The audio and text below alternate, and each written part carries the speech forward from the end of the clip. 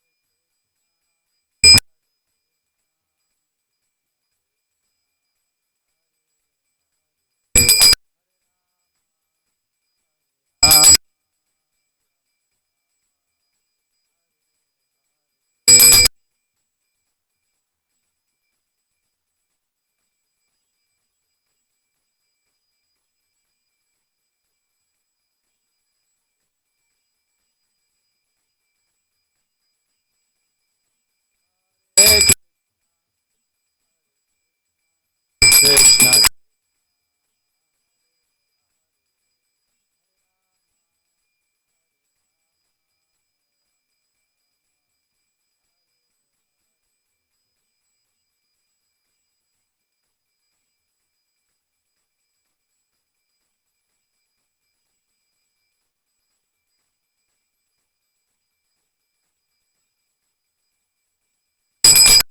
Hare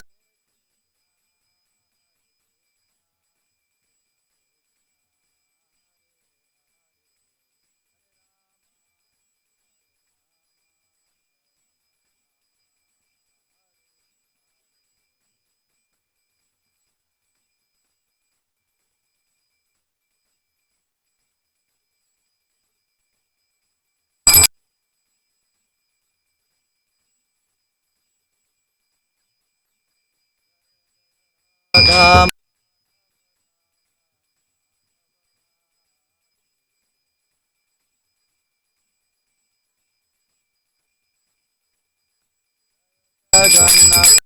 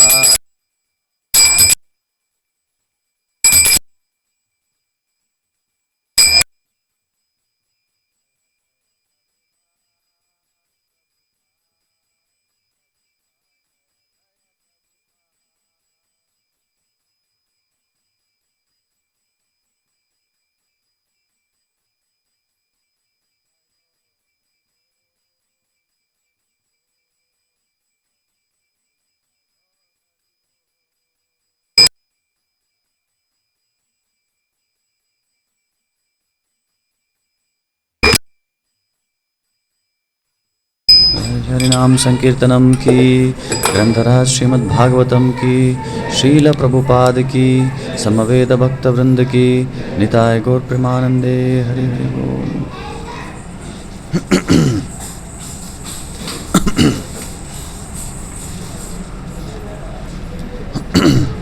ओम नमो भगवते वासुदेवाय ओम नमो भगवते वासुदेवाय ओम नमो भगवते वासुदेवाय नारायणं नमस्कृत्य नरं चैव नरोत्तमं देवीं सरस्वतीं व्यासं ततो जयमुदीरये नष्टप्रायेषु अभद्रेषु नित्यं भागवत सेवया भगवती उत्तमश्लोके भक्तिर्भवति नैष्टकी ॐ अज्ञानतिमिरन्धस्य ज्ञानाञ्जनशलाकया चक्षुरुन्मिलितं येन तस्मै श्रीगुरवे नमः। नमो ॐ विष्णुपादाय कृष्णपृष्ठाय भूतले श्रीमते भक्तिवेदान्त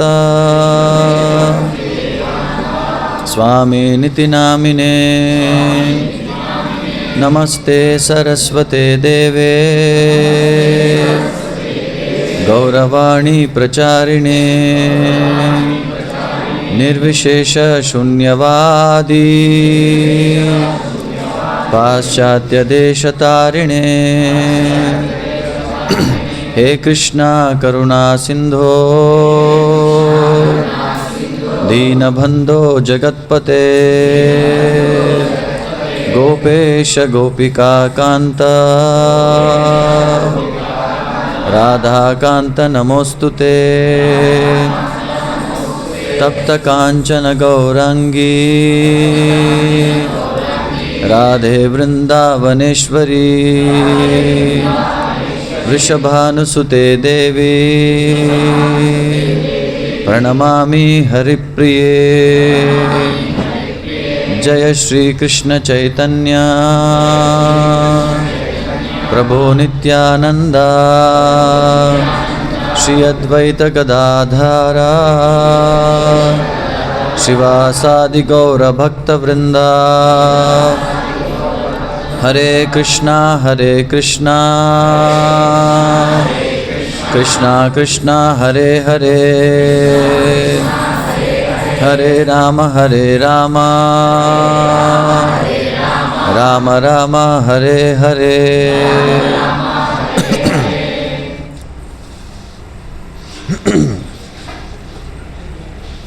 ಹರೇ ಕೃಷ್ಣ. ಸೊ ಇವತ್ತಿನ ದಿನ ನಾವು ಭಾಗವತ ಮೊದಲನೇ ಸ್ಕಂದ 18ನೇ ಅಧ್ಯಾಯ 9ನೇ ಶ್ಲೋಕ 9, 10, 11 3 ಶ್ಲೋಕಗಳ ಬಗ್ಗೆ ಚರ್ಚೆ ಮಾಡ್ತಾ ಇದ್ದೀವಿ. 9ನೇ ಶ್ಲೋಕ ಉಪವರ್ಣಿತ ಮೇ ತದ್ವಃ ಪುಣ್ಯಂ ಪಾರೀಕ್ಷಿತಂ ಮಯಾ ವಾಸುದೇವ ಕತೋಪೇತಾ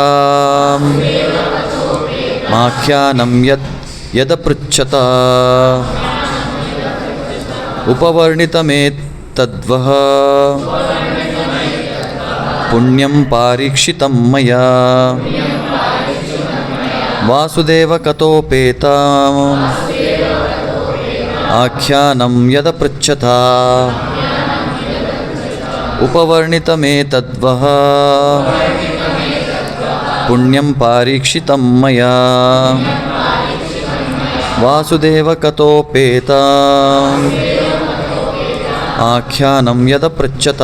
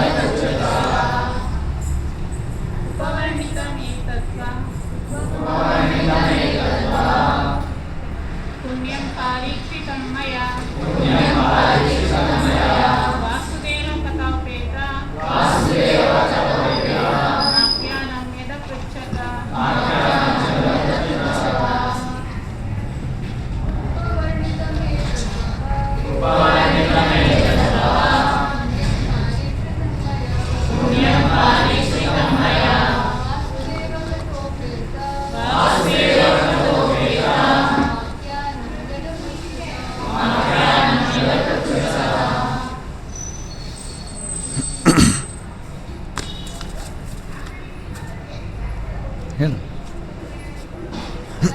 ಉಪವರ್ಣಿತಂ ಸಾಕಷ್ಟು ಪ್ರತಿಯೊಂದು ವರ್ಣಿಸಲ್ಪಟ್ಟಿವೆ. ಏತತ್ ಈ ವಹ ನಿಮಗೆ ಪುಣ್ಯಂ ಪುಣ್ಯಕರವಾದ ಪಾರೀಕ್ಷಿತಂ ಪರೀಕ್ಷಿತ ಮಹಾರಾಜನ ವಿಚಾರವುಳ್ಳ ಮಯ ನನ್ನಿಂದ ವಾಸುದೇವ ಶ್ರೀಕೃಷ್ಣನ ಕಥೆಗೆ ಉಪೇತಂ ಸಂಬಂಧಪಟ್ಟಿರುವ ಆಖ್ಯಾನಂ ಹೇಳಿಕೆಗಳು ಯತ್ ಯಾವುದನ್ನು ಅಪೃಚ್ಛತ ನೀವು ನನ್ನಿಂದ ಕೇಳಿದ್ದೀರಿ. ಅನುವಾದ ಮತ್ತು ಭಾವಾರ್ಥ ಶ್ರೀಲ ಪ್ರಭುಪಾದರಿಂದ. ಅನುವಾದ: ಹೇ ಋಷಿಗಳೇ, ನೀವು ಹೇಳಿದಂತೆ ಪುಣ್ಯವಂತನಾದ ಪರೀಕ್ಷಿತ ಮಹಾರಾಜನ ಚರಿತ್ರೆಗೆ ಸಂಬಂಧಿಸಿದಂತೆ ಭಗವಾನ್ ಕೃಷ್ಣನ ಕಥಾನಕಗಳ ಎಲ್ಲ ಅಂಶಗಳನ್ನು ನಾನು ನಿಮಗೀಗ ವಿವರಿಸಿದ್ದೇನೆ. ಭಾವಾರ್ಥ: ಶ್ರೀಮದ್ ಭಾಗವತವು ಭಗವಂತನ ಲೀಲೆಗಳ ಚರಿತ್ರೆಯಾಗಿದೆ. ಭಗವದ್ ಭಕ್ತರಿಗೆ ಸಂಬಂಧಿಸಿದಂತೆ ಭಗವಂತನ ಈ ಲೀಲೆಗಳು ಆಚರಿತವಾಗಿವೆ. ಆದುದರಿಂದ ಭಕ್ತರ ಚರಿತ್ರೆಯು ಭಗವಾನ್ ಕೃಷ್ಣನ ಕಾರ್ಯಗಳ ಚರಿತ್ರೆಯಿಂದ ಭಿನ್ನವಾದುದಲ್ಲ. ಭಗವಂತನ ಕಾರ್ಯಗಳು ಮತ್ತು ಅವನ ಶುದ್ಧ ಭಕ್ತರ ಕಾರ್ಯಗಳು ಸಮಾನವೆಂದು ಭಗವದ್ ಭಕ್ತನು ಭಾವಿಸುತ್ತಾನೆ, ಏಕೆಂದರೆ ಅವೆರಡೂ ದಿವ್ಯವಾದವುಗಳಾಗಿವೆ. ಸೊ ಶ್ಲೋಕ 10 ಮತ್ತು 11 ಓದ್ಬಿಡೋಣ. ಮೈಕಾ ಓಕೆ, ಇದನ್ನು ನೀವು ಮುಂದೆ ಜರುಗಿಸ್ಬೇಕಿನ್ನ. ಶ್ಲೋಕ 10. ಯಾಯಾಹ ಕಥಾ ಭಗವತಃ ಕಥನೀಯೋರು ಕರ್ಮಣಃ ಗುಣಕರ್ಮಾಶ್ರಯಾ ಪುಂಭಿಃ ಸಂಸೇವ್ಯಾಸ್ತ ಬುಭೂಷುಭುಃ. ಅನುವಾದ: ಜೀವನದಲ್ಲಿ ಸಮಗ್ರ ಪರಿಪೂರ್ಣತೆಯನ್ನು ಸಾಧಿಸ ಬಯಸುವವರು ಅದ್ಭುತವಾಗಿ ಕಾರ್ಯನಿರ್ವಹಿಸುವ ದೇವೋತ್ತಮ ಪರಮ ಪುರುಷನ ದಿವ್ಯವಾದ ಕಾರ್ಯಗಳನ್ನು ಮತ್ತು ಗುಣಗಳನ್ನು ಕುರಿತ ಎಲ್ಲ ಪ್ರಕರಣಗಳನ್ನು ವಿನೀತ ಭಾವದಿಂದ ಶ್ರವಣ ಮಾಡಬೇಕು. ಭಾವಾರ್ಥ: ಭಗವಾನ್ ಶ್ರೀಕೃಷ್ಣನ ದಿವ್ಯವಾದ ಲೀಲೆ ಗುಣ ನಾಮಗಳನ್ನು ವ್ಯವಸ್ಥಿತವಾಗಿ ಶ್ರವಣ ಮಾಡಿದ್ದೇ ಆದರೆ ಅಂತಹ ಶ್ರವಣವು ಒಬ್ಬ ವ್ಯಕ್ತಿಯನ್ನು ಶಾಶ್ವತ ಜೀವನದ ಕಡೆಗೆ ಕೊಂಡೊಯ್ಯುತ್ತದೆ. ವ್ಯವಸ್ಥಿತವಾಗಿ ಶ್ರವಣ ಮಾಡುವುದು ಎಂದರೆ ಭಗವಂತನನ್ನು ಕ್ರಮವಾಗಿ ತತ್ವತಃ ಮತ್ತು ನಿಜವಾಗಿ ಅರಿತುಕೊಳ್ಳುವುದು ಎಂದರ್ಥ. ಹೀಗೆ ತತ್ವತಃ ಮತ್ತು ನಿಜವಾಗಿ ಭಗವಂತನನ್ನು ಅರಿಯುವುದೆಂದರೆ ಭಗವದ್ಗೀತೆಯಲ್ಲಿ ಹೇಳಿರುವಂತೆ ಶಾಶ್ವತ ಜೀವನವನ್ನು ಹೊಂದುವುದು ಎಂದರ್ಥ. ಬದ್ಧಾತ್ಮರಿಗೆ ನೀಡಲಾದ ಲೌಕಿಕ ಉಪದ್ರವಗಳೆಂದು ಪರಿಗಣಿತವಾಗುವ ಹುಟ್ಟು, ಸಾವು, ಮುಪ್ಪು ಮತ್ತು ವ್ಯಾಧಿಗಳ ಪ್ರಕ್ರಿಯೆಯನ್ನು ಎದುರಿಸಲು ದಿವ್ಯವಾದ ಮತ್ತು ಅದ್ಭುತವಾದ ಭಗವಾನ್ ಶ್ರೀಕೃಷ್ಣನ ಲೀಲಾ ಕಾರ್ಯಗಳೇ ನಿಗದಿತವಾದ ಪರಿಹಾರ ಉಪಾಯಗಳಾಗಿವೆ. ಅಂತಹ ಪರಿಪೂರ್ಣ ಜೀವನದ ಕೊನೆಯ ಹಂತವನ್ನು ಸಾಧಿಸುವುದೇ ಮಾನವ ಜೀವನದ ಧ್ಯೇಯ. ಅದರಿಂದಲೇ ದಿವ್ಯಾನಂದ ಪ್ರಾಪ್ತಿ. 11. ಋಷಿಯ ಉವಾಚ ಸೂತಜೀವ ಸಮಾ ಸೌಮ್ಯ ಶಾಶ್ವತೀರ್ವಿಷದಂ ಯಶಃ ಯಸ್ತ್ವಂ ಶಂಸಸಿ ಕೃಷ್ಣಸ್ಯ ಮರ್ತ್ಯಾನಾಮೃತಂ ಹಿನಃ. ಅನುವಾದ: ಸನ್ಮುನಿಗಳು ಹೇಳಿದರು, ಸೌಮ್ಯರಾದ ಹೇ ಸೂತಮುನಿಗಳೇ, ದೇವೋತ್ತಮ ಪರಮ ಪುರುಷನಾದ ಭಗವಾನ್ ಶ್ರೀಕೃಷ್ಣನ ಲೀಲೆಗಳ ಬಗ್ಗೆ ನೀವು ತುಂಬ ಸೊಗಸಾಗಿ ವರ್ಣಿಸುತ್ತಿರುವುದರಿಂದ ನೀವು ಅನೇಕ ವರ್ಷಗಳ ಕಾಲ ಜೀವಿಸಿ ಶಾಶ್ವತ ಕೀರ್ತಿಯನ್ನು ಪಡೆಯಿರಿ. ಮರ್ತ್ಯರಾದ ನಮಗೆ ಇದು ಸಾಕ್ಷಾತ್ ಅಮೃತದಂತಿವೆ. ಭಾವಾರ್ಥ: ನಾವು ದೇವೋತ್ತಮ ಪರಮಪುರುಷನ ದಿವ್ಯವಾದ ಕಾರ್ಯಗಳನ್ನು ಮತ್ತು ಗುಣಗಳನ್ನು ಕುರಿತು ಕೇಳುವಾಗ ಭಗವದ್ಗೀತೆಯಲ್ಲಿ ಸ್ವಯಂ ಭಗವಂತನು ಏನನ್ನು ಹೇಳಿದ್ದಾನೋ ಅದನ್ನು ನೆನಪಿಗೆ ತಂದುಕೊಳ್ಳಬಹುದು. ಅವನು ಮರ್ತ್ಯ ಸಮಾಜದಲ್ಲಿ ಕಾರ್ಯ ಮಾಡಿದಾಗ ಕೂಡ ಅವನ ಕಾರ್ಯಗಳೆಲ್ಲವೂ ದಿವ್ಯವಾಗಿರುತ್ತವೆ. ಕಾರಣ ಅವು ವೃದ್ಧಿಗೊಂಡಿರುವುದು ಲೌಕಿಕ ಶಕ್ತಿಯಿಂದ ಭಿನ್ನವಾದ ಆತನ ಅಧ್ಯಾತ್ಮ ಶಕ್ತಿಯಿಂದ. ಭಗವದ್ಗೀತೆಯಲ್ಲಿ ಹೇಳಲಾಗಿರುವಂತೆ ಅಂತಹ ಕಾರ್ಯಗಳನ್ನು ದಿವ್ಯಂ ಎಂದು ಕರೆಯಲಾಗಿದೆ. ಸಾಮಾನ್ಯ ಜೀವಿಗಳಂತೆ ಲೌಕಿಕ ಶಕ್ತಿಯ ನಿಯಂತ್ರಣದಲ್ಲಿ ಭಗವಂತನು ಕಾರ್ಯನಿರ್ವಹಿಸುವುದಿಲ್ಲ ಅಥವಾ ಜನ್ಮಧಾರಣೆ ಮಾಡುವುದಿಲ್ಲ. ಸಾಮಾನ್ಯ ಜೀವಿಗಳ ದೇಹಗಳಂತೆ ಭಗವಂತನ ಶರೀರವು ಲೌಕಿಕವಾದದ್ದಲ್ಲ ಅಥವಾ ಬದಲಾವಣೆಗೆ ಒಳಗಾಗುವಂಥದ್ದಲ್ಲ.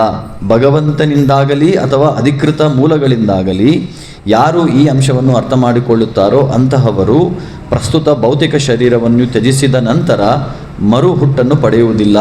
ಜ್ಞಾನೋದಯ ಪಡೆದ ಅಂತಹ ಆತ್ಮನು ಭಗವಂತನ ಅಧ್ಯಾತ್ಮಧಾಮಕ್ಕೆ ಪ್ರವೇಶ ಪಡೆಯುತ್ತಾನೆ ಮತ್ತು ಅಲ್ಲಿ ಭಗವಂತನ ದಿವ್ಯವಾದ ಪ್ರೇಮಯುತ ಸೇವೆಯಲ್ಲಿ ನಿರತನಾಗುತ್ತಾನೆ. ಆದುದರಿಂದ ನಾವು ಭಗವದ್ಗೀತೆ ಮತ್ತು ಶ್ರೀಮದ್ ಭಾಗವತದಲ್ಲಿ ಹೇಳಲಾಗಿರುವ ಭಗವಂತನ ದಿವ್ಯ ಕಾರ್ಯಗಳನ್ನು ಹೆಚ್ಚು ಹೆಚ್ಚು ಶ್ರವಣ ಮಾಡಿದಂತೆ ಆತನ ದಿವ್ಯ ಸ್ವರೂಪವನ್ನು ಹೆಚ್ಚು ಹೆಚ್ಚು ತಿಳಿಯಬಹುದು. ದೇವೋತ್ತಮನಲ್ಲಿಗೆ ಮರಳುವ ಮಾರ್ಗದಲ್ಲಿ ನಿಶ್ಚಿತವಾದ ಪ್ರಗತಿಯನ್ನು ಸಾಧಿಸಬಹುದು.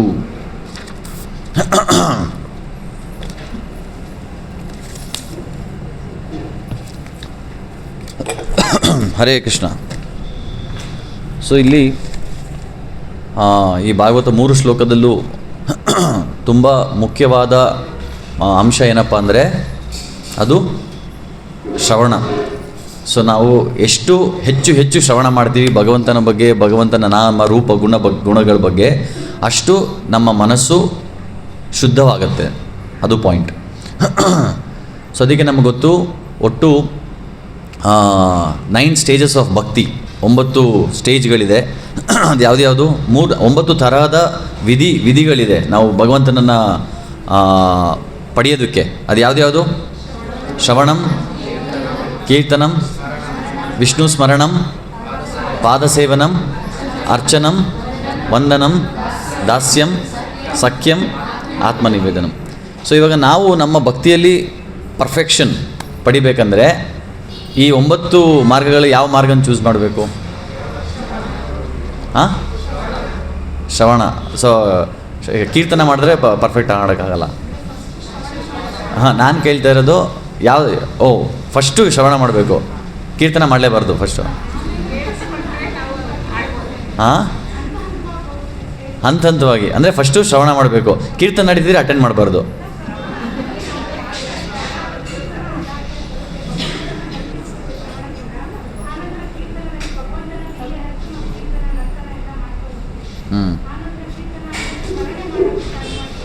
ಕೀರ್ತನೆ ಆದಮೇಲೆ ಶ್ರವಣ,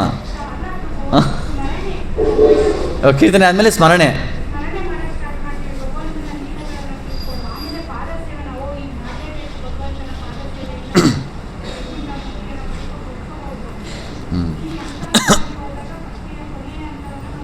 ಓಕೆ. ಸೊ ಇಲ್ಲಿ ಮಾತಾಜಿ ಹೇಳ್ತಿದ್ದಾರೆ ಹಂತವಾಗಿ ಹೋಗಬೇಕು ಅಂತ. ಯಾವುದೇ ಹಂತವಾಗೂ ಹೋಗೋದು ನೆಸೆಸಿಟಿ ಇಲ್ಲ. ನಾವು ನಮ್ಮ ಜೀವನದಲ್ಲಿ ಯಾವುದಾದ್ರು ಒಂದು ಮಾರ್ಗ, ಬರೀ ಶ್ರವಣ ಮಾಡಿದ್ರೂ ನಾವು ಪರ್ಫೆಕ್ಟ್ ಆಗ್ಬೋದು, ಬರೀ ಕೀರ್ತನೆ ಮಾಡಿದ್ರೂ ಪರ್ಫೆಕ್ಟ್ ಆಗ್ಬೋದು, ಬರೀ ಸ್ಮರಣೆ ಮಾಡಿದ್ರೂ ನಮ್ಮ ಲೈಫ್ ಪರ್ಫೆಕ್ಟ್ ಆಗ್ಬೋದು. ಯಾವುದಾದ್ರು ಒಂದು ಮಾಡಿದ್ರೂ ಆಗುತ್ತೆ. ಆದರೆ ಬರೀ ಒಂದೇ ಮಾಡೋಕ್ಕಾಗಲ್ಲ. ನಾವು ಜೊತೆಲಿ ಸ್ವಲ್ಪ ಎಲ್ಲ ನಡೀತಾ ಇರುತ್ತೆ. ಸೊ ಇವಾಗ ನಿಮಗೆಲ್ಲ ಒಂದು ಕ್ವಿಜ್ ಪ್ರಶ್ನೆ ನೋಡೋಣ, ಯಾರು ಉತ್ತರ ಮಾಡ್ತಾರೆ. ಎಲ್ಲರೂ ಭಾಗವತ ಓದಿದ್ದೀರಾ? ಭಾಗವತ ಕಥೆ ಕೇಳಿದ್ದೀರಲ್ಲ, ತುಂಬ ವರ್ಷದಿಂದ ಕೇಳ್ತಾ ಇದ್ದೀರಾ. ಭಾಗವತ ಯಾರು ಫುಲ್ ಭಾಗವತ 12 ಸ್ಕಂದಗಳು ಓದಿದ್ದೀರಾ? 8 ಸ್ಕಂದಗಳು ಯಾರು ಓದಿದ್ದೀರಾ? ಫಸ್ಟ್ 8 ಸ್ಕಂದಗಳು 8 ಆಗಿದೆಯಾ? ಓಕೆ. ಫಸ್ಟು 8 ಎಂಟ್ರಿ ಆಗ್ತಾ ಇದ್ದೀರಾ. ಓಕೆ. 6 ಸ್ಕಂದಗಳು ಯಾರು ಓದಿದ್ದೀರಾ? ಓಕೆ. 3 ಸ್ಕಂದಗಳು 1, 2, 3. ಓಕೆ, 4-5 ಜನ ಇದೆ. ಫಸ್ಟ್ ಮೊದಲನೇ ಸ್ಕಂದ ಯಾರು ಓದಿದ್ದೀರಾ? ಓಕೆ. ಸೊ ಅಟ್ಲೀಸ್ಟ್ ಭಾಗವತ ಕಥೆ ಎಲ್ಲ ನೀವು ಕೇಳಿದ್ದೀರಲ್ವಾ? ಸೊ ಈ 9 ಮಾರ್ಗಗಳೇನಿದೆ, ಶ್ರವಣಂ, ಕೀರ್ತನಂ, ಇದರಲ್ಲಿ ಎಷ್ಟೋ ಜನ ಭಕ್ತರು ಒಂದೇ ಒಂದನ್ನು ಪರ್ಫೆಕ್ಟ್ ಆಗಿದ್ದಾರೆ, ಒಂದೇ ಒಂದು ಮಾರ್ಗದನ್ನು ಚೂಸ್ ಮಾಡಿ. ಸೊ ಶ್ರವಣಮಿಂದ ಯಾರು ಲೈಫ್ ಪರ್ಫೆಕ್ಟ್ ಆಗಿದೆ? ಪರೀಕ್ಷಿತ ಮಹಾರಾಜ. ಕೀರ್ತನಮಿಂದ ಶುಕದೇವ್ ಗೋಸ್ವಾಮಿ. ಆಮೇಲೆ ಶ್ರವಣಂ, ಕೀರ್ತನ, ಸ್ಮರಣಮಿಂದ ಯಾರು? ಪ್ರಹ್ಲಾದ್ ಮಹಾರಾಜ. ಶ್ರವಣಂ, ಕೀರ್ತನಂ, ವಿಷ್ಣು ಸ್ಮರಣಂ, ಪಾದಸೇವನಮಿಂದ ಯಾರು? ಲಕ್ಷ್ಮೀ. ಪಾದಸೇವನ ಮಾಡಿ ಪಾದಸೇವನಂ. ಅರ್ಚನಮಿಂದ ಪೃಥು ಮಹಾರಾಜರು. ಅರ್ಚನಂ. ದಾಸ್ಯಂ, ಜೈ ಶ್ರೀರಾಮ್. ದಾಸ್ಯಂ. ಸಖ್ಯಂ, ಅರ್ಜುನ. ಸಖ್ಯಮಿಂದ ಅರ್ಜುನ. ಸಖ್ಯಂ. ಆತ್ಮನಿವೇದನಂ, ಬಲಿ ಮಹಾರಾಜ್. ಸೊ ಈ 9 ಮಾರ್ಗಗಳಲ್ಲೂ ಎಷ್ಟೋ ಜನ ಒಬ್ಬರು ಒಂದೇ ಮಾಡಿ ಅದನ್ನು ಪರ್ಫೆಕ್ಟ್ ಆಗಿದ್ದಾರೆ. ಸೊ ನಮಗೂ ಆಗೋ ಅಂಥ ಸಾಧ್ಯತೆ ಎಲ್ಲ ಇದೆ. ಆದರೆ ಈ ಎಲ್ಲ ಮಾರ್ಗಗಳು ಒಂದು ಕಡೆ ಆದರೆ ಶ್ರವಣಂ ಕೂಡ ತುಂಬ ಇಂಪಾರ್ಟೆಂಟ್. ಅದಕ್ಕೆ ನಾನು ಯಾವಾಗಲೂ ಹೇಳ್ತೀನಿ, ಹಿಯರಿಂಗ್ ಕ್ರಿಯೇಟ್ಸ್ ಡಿಸೈರ್. ಯಾರೋ ಒಬ್ರು ಬಂದು ಹೇಳ್ತಾರೆ, ಯಾವುದೋ ಒಂದು ಸಬ್ಜೆಕ್ಟ್ ಬಗ್ಗೆ ಹೇಳ್ತಾ ಇರ್ತಾರೆ, ಅದು ಪದೇ 4 ಸಲ ಕೇಳಿದ್ರೆ ನಮಗೆ ಅದ್ರ ಬಗ್ಗೆ ಆಸಕ್ತಿ ಉಂಟಾಗುತ್ತೆ. ಇನ್ನೊಂದು 4 ಸಲ ಕೇಳಿದ್ರೆ ಅದು ನಮಗೆ ಬೇಕು ಅನಿಸುತ್ತೆ. ಇದನ್ನೇ ನಾವು ಈ ಜಗತ್ತಲ್ಲಿ ಏನು ಹೇಳ್ತೀವಿ ಅಂದರೆ ಮಾರ್ಕೆಟಿಂಗ್ ಅಂತ. ಇವಾಗಿರೋ ಕರೆಂಟ್ ಸಿಚುವೇಷನಲ್ಲಿ ಮಾರ್ಕೆಟಿಂಗ್ ಮಾಡ್ತಾರೆ ಗೊತ್ತಾ? ಸೊ ಮಾರ್ಕೆಟಿಂಗ್ ಯಾವ ರೀತಿ ಮಾಡ್ತಾರೆ ಅಂದರೆ, ನೀವು ಮಾರ್ಕೆಟಿಂಗ್ ಅಂದರೆ ಗೊತ್ತಲ್ವಾ ಎಲ್ಲರಿಗೂ? ಕನ್ನಡದಲ್ಲಿ ಏನು ಹೇಳ್ತೀವಿ? ಹಾಂ, ಮಾರಾಟ ಅದು ವ್ಯವಹಾರ, ಅದು ಬಿಸ್ನೆಸ್ಸು. ಇದು ಮಾರ್ಕೆಟಿಂಗ್. ನನ್ನ ಪ್ರಾಡಕ್ಟ್ನ ತಗೊಳ್ಳಿ ಅಂತ ಹೇಳೋದು. ಪ್ರಚಾರ, ಅಡ್ವರ್ಟೈಸ್ಮೆಂಟ್, ಪ್ರಚಾರ ಒಂದು ರೀತಿಯದು ಪ್ರಚಾರ. ನಾವು ಭಗವಂತನ ಬಗ್ಗೆ ಪ್ರಚಾರ ಮಾಡ್ತಾಯಿದ್ದೀವಿ, ಮಾರ್ಕೆಟಿಂಗ್ ಮಾಡ್ತಾಯಿದ್ದೀವಿ. ಸೊ ಇಲ್ಲಿ ಅಡ್ವರ್ಟೈಸ್ಮೆಂಟ್ಸ್ ಕೊಡ್ತಾರಲ್ಲ, ಆ ಅಡ್ವರ್ಟೈಸ್ಮೆಂಟ್ಸ್ ನೀವು ಯಾವ್ದಾದ್ರು ಅಬ್ಸರ್ವ್ ಮಾಡಿ, ಆ ಅಡ್ವರ್ಟೈಸ್ಮೆಂಟ್ ಪ್ರಾಡಕ್ಟ್ ಬಗ್ಗೆ ಜಾಸ್ತಿ ಮಾತಾಡೋದೇ ಇಲ್ಲ. ಆ ಪ್ರಾಡಕ್ಟ್ಸ್ನ ನೀವೇನಕ್ಕೆ ತೊಗೋಬೇಕು ಅನ್ನೋ ಸೈಕಾಲಜಿ ಮೇಲೆ ನಮ್ಮ ಮನಸ್ಸಿಗೆ ಅವರು ಗುರಿ ಇಟ್ಟು ಮಾರ್ಕೆಟಿಂಗ್ ಮಾಡೋದು. ಇವಾಗ ಅದೇ ಟ್ರೆಂಡು, ಅದೇ ಮಾರ್ಕೆಟಿಂಗ್ ಸ್ಟ್ರಾಟಜಿ ಅಂತ ಹೇಳ್ತದ್ದು. ಇವಾಗ ಒಬ್ಬರು ಒಂದು ಟಿ ವಿ, ಮುಂಚೆ ಎಲ್ಲ T V, Onida T V ತುಂಬ ಫೇಮಸ್ ಇತ್ತು. ಆ ಒನಿಡಾ ಟಿ ವಿ ತೊಗೋಬೇಕಂದ್ರೆ ಈ ಒನಿಡಾ ಟಿ ವಿ ತೊಗೊಳ್ಳಿ, ಚೆನ್ನಾಗಿದೆ, ಇದೆಲ್ಲ 20 ಚಾನಲ್ ಬರುತ್ತೆ, 30 ಚಾನಲ್, ಅವೆಲ್ಲ ಹೇಳ್ಬೇಕು ತಾನೆ. ಅದೆಲ್ಲ ಹೇಳ್ತಾ ಇರಲಿಲ್ಲ. ಏನು ಗೊತ್ತಾ ಅಡ್ವರ್ಟೈಸ್ಮೆಂಟ್ ಟೈಟಲ್ ಅವ್ರದ್ದು? Owners pride, neighbours envy. ಅಂದರೆ ಓನರ್ಸ್ ಪ್ರೈಡ್, ಈ ಟಿ ವಿ ತೊಗೊಂಡ್ರೆ ನಿಮಗೆ ಪ್ರೈಡ್ ಇರುತ್ತೆ, ಅಂದರೆ ನಿಮಗೆ ಒಂದು ಅಹಂ ಇರುತ್ತೆ. ಬೇರೆಯವರು ನಿಮ್ಮ ನೋಡಿ, ಇವ್ರ ಮನೆ ನೋಡಪ್ಪ ಇದೆ ಅಂದ್ಬಿಟ್ಟು ಅವ್ರು ಹೊಟ್ಟೆ ಉರಿ ಪಡ್ತಾರೆ. ಅದನ್ನು ನೀವು ಪಡಿಬೇಕು. ಇಲ್ಲಿ ಸೈಕಾಲಜಿ ಅಲ್ವಾ? ಸೊ ನಾವೊಂದ್ಸಲಿ ಮಾರತಳ್ಳಿ ಕಡೆ ಹೋಗ್ಬೇಕಾದ್ರೆ ಒಂದು ದೊಡ್ಡ ಬೋರ್ಡ್ ಹಾಕಿದ್ರು, ಒಂದು ದೊಡ್ಡ ಕಾರ್ ಹಾಕ್ಬಿಟ್ಟು, ಆ ಕಾರ್ ಬಗ್ಗೆ ಏನು ಫೀಚರ್ಸ್ ಬರದೇ ಇಲ್ಲ. ಅಲ್ಲೇನು ಬರೆದಿರ್ಬೋದು ದೊಡ್ಡದಾಗಿ, if you are a man buy this car. So ಆಮೇಲೆ Raymonds, a complete family man. So ನೀವು ಕಂಪ್ಲೀಟ್ ಫ್ಯಾಮಿಲಿ ಮ್ಯಾನ್ ಆಗಬೇಕಂದ್ರೆ ನೀವು ಹೆಂಡತಿ ಮಕ್ಕಳ ಜೊತೆ ಒಳ್ಳೆ ಒಡನಾಟ ಇಟ್ಕೊಬೇಡಿ, ರೇಮಂಡ್ಸ್ ಸೂಟ್ ತೊಗೊಂಬಿಡಿ, ಶರ್ಟ್ ಹಾಕೊಂಬಿಡಿ, ಅವಾಗ ಒಳ್ಳೆ ಫ್ಯಾಮಿಲಿ ಲೈಫ್ ಲೀಡ್ ಆಗುತ್ತೆ ಅಲ್ವಾ? ಎಲ್ಲ ಅಡ್ವರ್ಟೈಸ್ಮೆಂಟ್ಸ್. ಅದಕ್ಕೆ ಅಡ್ವರ್ಟೈಸ್ಮೆಂಟ್ಸ್ ಏನೇನು ಬರುತ್ತಲ್ಲ, ನಮಗೆ ಯಾವುದು ಅಗತ್ಯ ಇಲ್ಲ ಆ ಪ್ರಾಡಕ್ಟ್ ಸೇಲ್ ಮಾಡಬೇಕಂದ್ರೆ ಅವ್ರಿಗೆ ಅಡ್ವರ್ಟೈಸ್ಮೆಂಟ್ ಮಾಡಬೇಕು. ಯಾವ ಪ್ರಾಡಕ್ಟ್ ಅಗತ್ಯ ಇದೆ ಅಲ್ಲಿಗೆ ಅಡ್ವರ್ಟೈಸ್ಮೆಂಟೇ ಬೇಡ. ಎಷ್ಟು ಜನ ಅಡ್ವರ್ಟೈಸ್ಮೆಂಟ್ ನೋಡಿದ್ದೀರಾ? ಬಾಳೆಹಣ್ಣು ಬಗ್ಗೆ ಯಾವ ಥರ ಅಡ್ವರ್ಟೈಸ್ಮೆಂಟ್ ಬರುತ್ತಾ? ರಾಗಿ ಬಗ್ಗೆ ಅಡ್ವರ್ಟೈಸ್ಮೆಂಟ್ ಬರುತ್ತಾ? ರಾಗಿ ಅಕ್ಕಿ ಬಗ್ಗೆ ಅಡ್ವರ್ಟೈಸ್ಮೆಂಟ್ ಬರುತ್ತಾ? ರಾಗಿ ಅಕ್ಕಿ ಎಲ್ಲ ನಮ್ಗೆ ತುಂಬ ಒಳ್ಳೆಯದು, ತುಂಬ ಇಂಪಾರ್ಟೆಂಟು. ಅದ್ರ ಬಗ್ಗೆ ಯಾವತ್ತೂ ಅಡ್ವರ್ಟೈಸ್ಮೆಂಟ್ ಬರಲ್ಲ. ರಾಗಿ ಮುದ್ದೆ ಬಗ್ಗೆ ಎಲ್ಲರೂ ಅಡ್ವರ್ಟೈಸ್ಮೆಂಟ್ ನೋಡಿದ್ದೀರಾ? ಇಲ್ಲ. ಯಾವ ಟಿ ವಿ ಅವರು ರಾಗಿ ಮುದ್ದೆ ಬಗ್ಗೆ ಮಾತಾಡೋದಿಲ್ಲ. ಸೊ ಯಾವ ಅಡ್ವರ್ಟೈಸ್ಮೆಂಟ್ ಎಲ್ಲಿ ನೋಡ್ತಿರಲ್ಲ, ಆ ಅಡ್ವರ್ಟೈಸ್ಮೆಂಟ್ ಪ್ರಾಡಕ್ಟ್ ನೀವು ತೊಗೊಳ್ಳೇಬೇಡಿ. ತೊಗೊಳ್ಳಿಲ್ಲ ಅಂದರೆ ಏನೂ ಜೀವನದಲ್ಲಿ ಆಗಲ್ಲ, ಒಳ್ಳೆಯದೇ ಆಗುತ್ತೆ ತೊಗೊಳ್ಳಿಲ್ಲ ಅಂದರೆ. ಬಟ್ ಈ ಅಡ್ವರ್ಟೈಸ್ಮೆಂಟ್ ಹೆಂಗಿರುತ್ತೆ ಅಂದರೆ, ನೀವು ತೊಗೊಳ್ಳಿ ನಮ್ಮ ಪ್ರಚೋದನೆ ಪಡಿಸ್ತಾರೆ. ಎಷ್ಟು ಪ್ರಚೋದನೆ ಮಾಡ್ತಾರೆ ಅಂದರೆ, ಅಯ್ಯೋ ಇದು ತೊಗೊಳ್ಳಿಲ್ಲ ನನ್ನ ಜೀವನನೇ ಇಲ್ವಾ, ನನ್ನ ಜೀವನ ಬದುಕೋಕ್ಕೆ ಆಗಲ್ವಾ, ಆ ಲೆವೆಲ್ವರೆಗೂ ನಮಗೆ ಪ್ರಚೋದನೆ ಮಾಡ್ತಾರೆ ಅಡ್ವರ್ಟೈಸ್ಮೆಂಟ್ಸ್ ಅವರು. ಸೊ ಅರ್ಥ ಆಯ್ತಲ್ಲ? ಸಿಂಪಲ್ ಕಾನ್ಸೆಪ್ಟ್ ಏನಂದರೆ, ಯಾವ್ದು ಅಡ್ವರ್ಟೈಸ್ಮೆಂಟ್ ಮಾಡ್ತಾ ಇದ್ದಾರೆ ಅದನ್ನು ಅರ್ಥ ಮಾಡ್ಕೊಳ್ಳಿ, ಅದು ಅಗತ್ಯ ನಮಗಿಲ್ಲ ಅಂತ. ಯಾಕಂದರೆ ಯಾವ್ದು ನಮ್ಗೆ ನ್ಯಾಚುರಲ್ ಆಗಿ ಈ ಪ್ರಕೃತಿಲಿ ಸಿಗೋವಂಥ ವಸ್ತುಗಳಿಗೆ ಯಾರೂ ಅಡ್ವರ್ಟೈಸ್ಮೆಂಟ್ ಮಾಡಲ್ಲ. ತುಳಸಿ ಗಿಡ ಎಷ್ಟು ಇಂಪಾರ್ಟೆಂಟ್, ತುಳಸಿ ಗಿಡದ ಬಗ್ಗೆ ಯಾರೂ ಅಡ್ವರ್ಟೈಸ್ಮೆಂಟೇ ಮಾಡಲ್ಲ ಅಲ್ವಾ? ಸೊಪ್ಪು ಬಗ್ಗೆ ಎಲ್ಲರೂ ಅಡ್ವರ್ಟೈಸ್ಮೆಂಟ್ ಕೇಳ್ತೀವ? ಪಾಲಾಕು ಅದು ಇದ್ರ ಬಗ್ಗೆ ಇಲ್ಲ. ಸೊ ನಮ್ಗೇನು ಬೇಡ ಅಲ್ಲಿಗೆ ಪ್ರಚೋದನೆ ಮಾಡೋದು. ಸೊ ನಮ್ಮ ಜೀವನದಲ್ಲಿ ಪ್ರತಿಯೊಬ್ಬರು ಕೂಡ ನಮ್ಮ ಲೈಫಲ್ಲಿ ಎಲ್ಲರೂ ನಾವೇನು ಯೋಚನೆ ಮಾಡ್ತಾಯಿದ್ದೀವಿ ಅಂದರೆ, ನಮಗೆ ಪ್ರಾಬ್ಲಮ್ ಬೇಡ. ಎಷ್ಟು ಜನಕ್ಕೆ ಇಲ್ಲಿ ಲೈಫಲ್ಲಿ ಪ್ರಾಬ್ಲಮ್ ಬೇಕು? ಯಾರಿಗೂ ಪ್ರಾಬ್ಲಮ್ ಬೇಡ ಅಲ್ವಾ? ನಮ್ಗೆ ಯಾರಿಗೂ ಪ್ರಾಬ್ಲಮ್ ಬೇಡ. ಸೊ ಆದರೆ ಪ್ರಾಬ್ಲಮ್ ಬಂದೇ ಬರುತ್ತೆ. ನನಗೆ ಒಬ್ಬರು ತುಂಬ ರಿಚ್ ಫ್ಯಾಮಿಲಿಯವರು, ಅವ್ರ ಮಗ ಹೊಸದಾಗಿ ಕೆಲಸಕ್ಕೆ ಸೇರಿದ. ಸೊ ಅವರು ನನಗೆ ತಾಯಿ ತುಂಬ ಕೋಟ್ಯಾಧೀಶ್ವರರು. ಸೊ ತಾಯಿ ನನಗೆ ಫೋನ್ ಮಾಡಿ, ನನ್ನ ಮಗ ಫಸ್ಟ್ ಜಾಬಿಗೆ ಸೇರಿದ್ದಾನೆ, ಅವನಿಗೆ ತುಂಬ ಪ್ರಾಬ್ಲಮ್ ಆಗ್ತಾಯಿದೆ, ಅವ್ರ ಬಾಸಿಂದ ಇವರಿಂದ ಆಫೀಸಲ್ಲಿ ತುಂಬ ಪ್ರಾಬ್ಲಮ್ ಆಗ್ತದೆ, ನೀವೇನಾರು ಒಂದು ಪರಿಹಾರ ಹೆಲ್ಪ್ ಮಾಡಿ, ಏನಾರು ಒಂದು ಪರಿಹಾರ ಮಾಡಿ, ಆ ಪರಿಹಾರ ಮಾಡಿದ್ರೆ ಆ ಪ್ರಾಬ್ಲಮ್ ಎಲ್ಲ ಸಾಲ್ವ್ ಆಗಿಬಿಡ್ಬೇಕು ಅಂತ. ಸೊ ಅದಕ್ಕೆ ನಾನು ಹೇಳಿದೆ, ನೀವು ನನಗೆ 1 ಕೋಟಿ ರೂಪಾಯಿ ಕೊಟ್ಟರು ನಾನು ಆ ಪರಿಹಾರ ಕೊಡೋದಿಲ್ಲ. ಪ್ರಭು ಯಾಕೆ ಹಿಂಗೆ ಹೇಳ್ತಾ ಇದ್ದೀರಾ ಅಂತ ನಾನು ಹೇಳಿದೆ, ನೀವು ಅವನನ್ನು ಬೆಳೆಯೋಕ್ಕೆ ಬಿಡಿ. ಅವನಿಗೆ ಒಂದು ಕಲಿ ಕೆಲಸಕ್ಕೆ ಸೇರಿದ ಮೇಲೆ ಅಲ್ಲಿ ಕಷ್ಟ ಬಂದೇ ಬರುತ್ತೆ, ಅಕ್ಕಪಕ್ಕವರಿಂದ, ಬಾಸಿಂದ ಎಲ್ಲ ಕಷ್ಟ ಬಂದೇ ಬರುತ್ತೆ. ಆ ಕಷ್ಟನ ಹೇಗೆ ಎದುರಿಸಬೇಕು, ಹೇಗೆ ಟಾಲರೇಟ್ ಮಾಡಬೇಕು, ಮುಂದೆ ಹೇಗೆ ನುಗ್ಗಬೇಕು ಅನ್ನೋದನ್ನು ಹೇಳ್ಕೊಡಿ. ಅದು ಬಿಟ್ಟು ಪ್ರಾಬ್ಲಮ್ ಒಂದು ಸಾಲ್ವ್ ಮಾಡಿಬಿಡೋದು ವರ್ಕ್ ಆಗಲ್ಲ. ಸೊ ಅವ್ರಿಗೆ ನಾನೇನು ಹೇಳಿದೆ ಅಂದರೆ, ಅವನಿಗೆ ಪ್ರಾಬ್ಲಮ್ ಒಳಗಡೆ ಬಿಡಿ, ಅವನಿಗೆ ಪ್ರಾಬ್ಲಮ್ ಸೊಲ್ಯೂಷನ್ ಕಂಡ್ಕೊಳ್ಳೋಕ್ಕೆ ಅವಕಾಶ ಕೊಡಿ. ಅವನಿನ್ನ ಒಂದು ಸ್ವಲ್ಪ ಪ್ರಾಬ್ಲಮ್ ಅಂದ ತಕ್ಷಣ ಅಮ್ಮಂಗೆ ಫೋನು, ಅಮ್ಮ ಇನ್ನೊಬ್ರಿಗೆ ಫೋನು, 4 ಜನ ಸೇರಿಬಿಟ್ಟು ಎಲ್ಲ ಪ್ರಾಬ್ಲಮ್ ಸಾಲ್ವ್ ಮಾಡಿಬಿಡ್ಬೇಕು. ಹಾಗೆ ನಾನು ಹೇಳಿದೆ, ಪ್ರಾಬ್ಲಮ್ ಇಲ್ಲ ಅಂದರೆ ಲೈಫಲ್ಲಿ ನಮ್ಗೆ ಗ್ರೋತೇ ಇಲ್ಲ. ನೀವು ಜೀವನದಲ್ಲಿ ನಿಜವಾಗ್ಲೂ ಬೆಳಿಬೇಕಂದ್ರೆ ನಿಮಗೆ ಪರೀಕ್ಷೆ ಸಿಗಬೇಕು. ನೀವು 2ನೇ ಕ್ಲಾಸ್ಗೆ ಹೋಗ್ಬೇಕಂದ್ರೆ 1ನೇ ಕ್ಲಾಸ್ ಪರೀಕ್ಷೆಯಲ್ಲಿ ಪಾಸ್ ಆಗಬೇಕು. 3ನೇ ಕ್ಲಾಸ್ಗೆ ಹೋಗ್ಬೇಕಂದ್ರೆ 2ನೇ ಕ್ಲಾಸ್ ಪರೀಕ್ಷೆ ಪಾಸ್ ಆಗಬೇಕು. ಇಂಜಿನಿಯರ್ ಆಗಬೇಕಂದ್ರೆ ಡಿಗ್ರಿ ಸೆಕೆಂಡ್ PUC ಒಳ್ಳೆ ಮಾರ್ಕ್ಸ್ ತೆಗೆದು ಪಾಸ್ ಆಗಬೇಕು.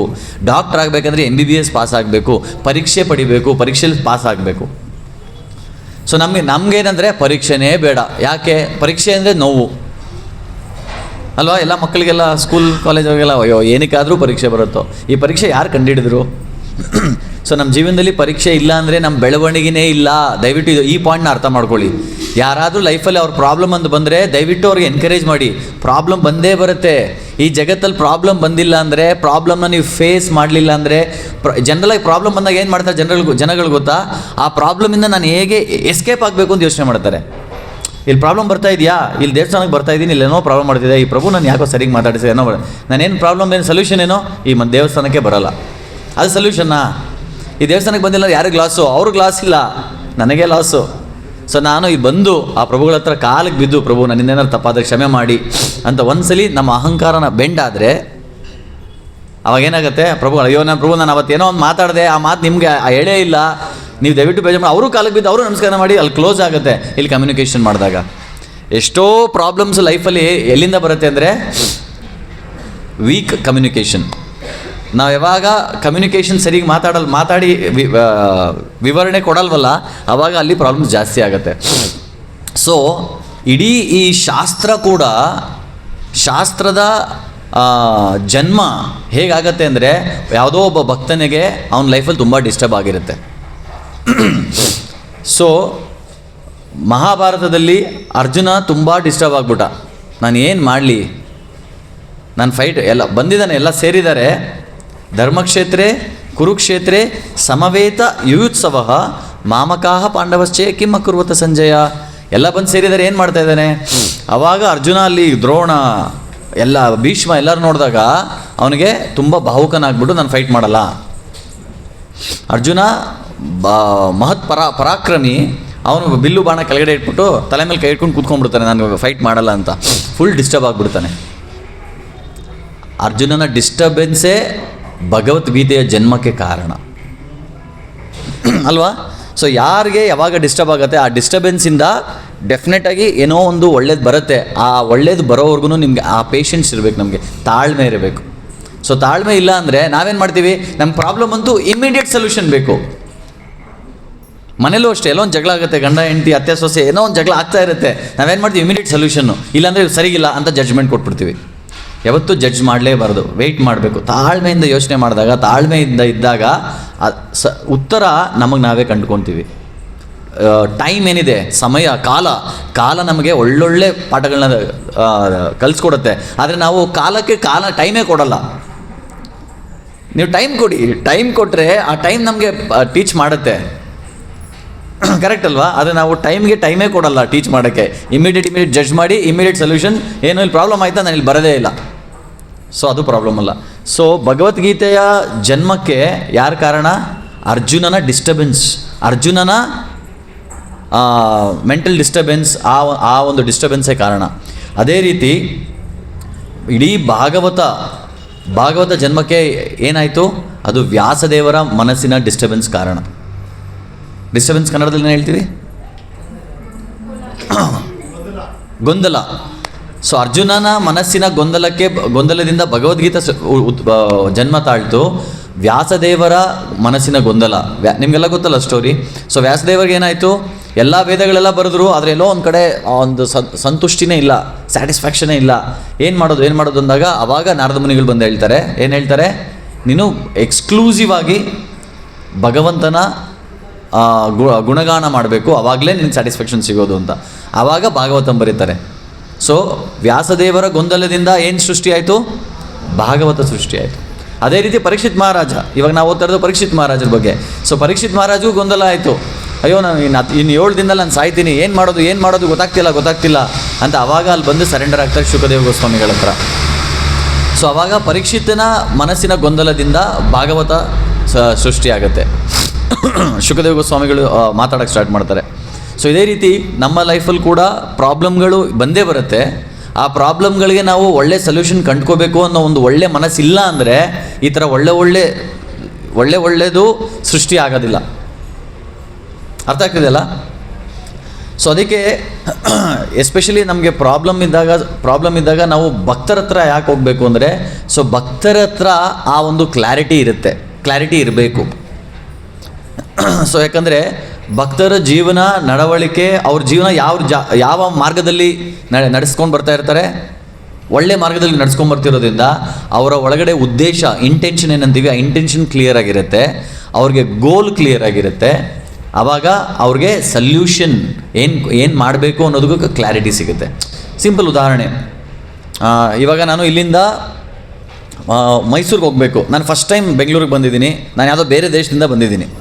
ಇವಾಗ ಫಸ್ಟ್ ಟೈಮ್ ನಾನು ಬಂದಿದ್ದೀನಿ, ಇಲ್ಲಿಂದ ಹೋಗ್ತಾ ಇದ್ದೀನಿ, ಅಲ್ಲೆಲ್ಲೋ ಮಧ್ಯದಲ್ಲಿ ಬಿಡದಿ ಹತ್ರ ಅವತ್ತೆಲ್ಲ ದಿನ ಬಂದಿರುತ್ತೆ, ಯಾರೂ ಜನಗಳಿರೋದಿಲ್ಲ, ಏನೂ ಇರೋಲ್ಲ, ಅಲ್ಲ ಹೈವೇಗಿವೆ ಏನಿಲ್ಲ ಅಂದ್ಕೊಳ್ಳಿ, ಒಂದು ರೋಡ್, ಅಲ್ಲಿಂದ ಒಂದು ಡೆಸ್ಟಿನೇಷನ್ಗೆ ಹೋಗಬೇಕು. ನಾನು ಕಾರ್ ತೊಗೊಂಡು ಹೋಗ್ತಾ ಇದ್ದೀನಿ, ಅಲ್ಲಿ ಹೋಗ್ತಾ ಒಂದು ಅಲ್ಲಿ 3 ದಾರಿ ಕಾಣುತ್ತೆ ನನ್ನ ಮುಂದೆ, ಒಂದು ರೈಟ್ ಸೈಡ್, ಒಂದು ಲೆಫ್ಟ್ ಸೈಡ್, ಒಂದು ಸ್ಟ್ರೈಟ್. ಇವಾಗ ನಾನು ಹೊಸಬ, ನನಗೇನು ಗೊತ್ತಿಲ್ಲ, ಇವಾಗ ನಾನು ಇಲ್ಲಿ ನಿಲ್ಲಿಸಿದ್ದೀನಿ.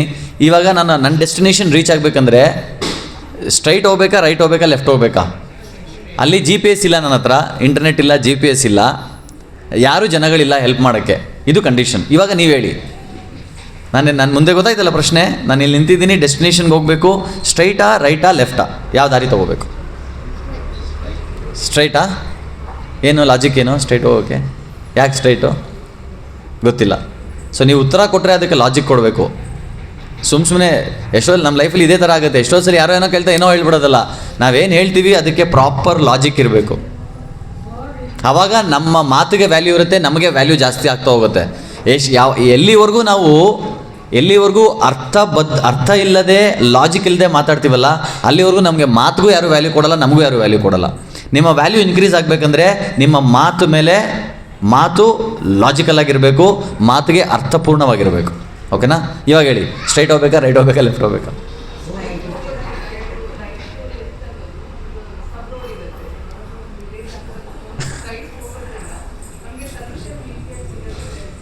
ಹೌದಾ?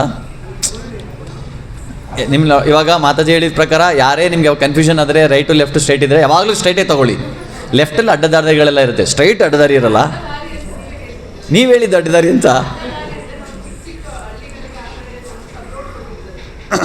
ಸೊ ಸಬ್ ರೋಡ್ ಇದ್ದರೆ ಆ ರೋಡ್ ತೊಗೋಬಾರ್ದಾ? ಅಲ್ಲ, ಸುಮ್ಮನೆ ನಾನು ಹೇಳಿದ್ದು ಉದಾಹರಣೆ. ಅದು ಯಾವುದೋ ಹುಬ್ಳಿ ಗುಲ್ಬರ್ಗಾದಲ್ಲಿ ಯಾವುದೋ ಹಳ್ಳಿಲಿ ಇರ್ಬೋದು, ಯಾವುದೋ ಹಳ್ಳಿಲೇ ನಾನು ಇದ್ದೀನಿ ಇವಾಗ ನಾನು ಹಳ್ಳಿಲೇ ಇದ್ದೀನಿ. ಇವಾಗ ಹೇಳಿ, ಸ್ಟ್ರೈಟಾ, ರೈಟಾ, ಲೆಫ್ಟಾ? ಸ್ಟ್ರೈಟ್ ಹೋದ್ರೂ ಸಬ್ ರೋಡ್ ಇರುತ್ತೆ, ಲೆಫ್ಟ್ ಹೋದ್ರೂ ಸಬ್ ರೋಡ್ ಇರುತ್ತೆ, ರೈಟ್ ಹೋದ್ರೂ ಸಬ್ ರೋಡ್ ಇರುತ್ತೆ.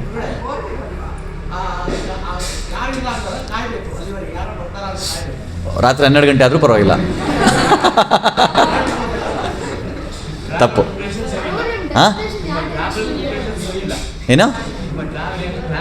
ಎಲ್ಲ ಪ್ಲ್ಯಾನ್ ಆಗಿದೆ, ಬಟ್ ಆ ರೋಡಿಗೆ ಬಂದಾಗ ನನಗೆ ಅಲ್ಲಿ ಸ್ಟಾಪ್ ಆಯಿತು, ಅಲ್ಲಿ ಯಾರೂ ಸಿಕ್ಕಿಲ್ಲ, ನನಗೆ ಹೆಲ್ಪ್ಗೆ ಏನೂ ಆಗ್ತಿಲ್ಲ. ಓಕೆ, ಇವಾಗ ನೆಕ್ಸ್ಟ್ ಕ್ವೆಶ್ಚನ್ ಕೇಳ್ತೀನಿ. ಇವಾಗ ನಾನು ಇಲ್ಲಿ ಸ್ಟಕ್ ಆಗಿದ್ದೀನಿ, 3 ರೋಡ್ ಇದೆ ನನ್ನ ಮುಂದೆ, ಸ್ಟಕ್ ಆಗಿದ್ದೀನಿ. ಇವಾಗ ನನಗೆ ಯಾವ ರೋಡ್ ಹೋಗ್ಬೇಕು ಅಂತ ಗೊತ್ತಿಲ್ಲ, ಬಟ್ ಯಾವುದೋ ಒಂದು ರೂಟ್ ತೊಗೊಳ್ಳೇಬೇಕು. ಅಲ್ಲೇನಂತೂ ಕಾಯೋಕ್ಕಾಗಲ್ಲ ಅಲ್ವಾ? ಅಲ್ಲೇದಂತೂ ಕಾಯೋಕ್ಕಾಗಲ್ಲ, ಪೂರಾ ದಿನ ಗಂಟೆ ವೇಸ್ಟ್ ಮಾಡೋಕ್ಕಾಗಲ್ಲ. ಇವಾಗ ನೆಕ್ಸ್ಟ್ ಯಾವುದೋ ಒಂದು ರೂಟ್ ತೊಗೋಬೇಕು. ನಾನು ಯಾವುದೋ ಒಂದು ಯಾವ ರೂಟ್ ತೊಗೋಬೇಕು ಅನ್ನೋದು ಕೇಳಿದೆ, ನಿಮ್ಗೆ ಯಾರಿಗೂ ಗೊತ್ತಿಲ್ಲ. ಯಾವುದೋ ಒಂದು ರೂಟ್ ತೊಗೋಬೇಕಲ್ಲ, ನನಗೂ ಗೊತ್ತಿಲ್ಲ, ನಿಮಗೂ ಗೊತ್ತಿಲ್ಲ. ಟ್ರೈ ಮಾಡ್ಬೋದಾ? Guess, anything. ಲೆಫ್ಟ್ ಆರು ತೊಗೋಬೋದು, ರೈಟ್ ಆರು ತೊಗೋಬೋದು, ಸ್ಟ್ರೈಟ್ ಆರು, ಯಾವುದೋ ಒಂದು ರೋಡು. ಓಕೆ, ಮಾತಾಜಿಗೆ ಬೇಜಾರಾಗ್ಬೋದು, ಸ್ಟ್ರೈಟೇ ತೊಗೊಳ್ಳೋಣ. ಓಕೆ, ಇವಾಗ ನಾವು ಸ್ಟ್ರೈಟ್ ರೋಡ್ ತೊಗೊಂಡಿದ್ದೀವಿ. ನಾವು ಯಾವ ರೀತಿ ಡ್ರೈವ್ ಮಾಡಬೇಕು ಗಾಡಿನ? ಎಷ್ಟು ಸ್ಪೀಡಲ್ಲಿ ಹೋಗಬೇಕು?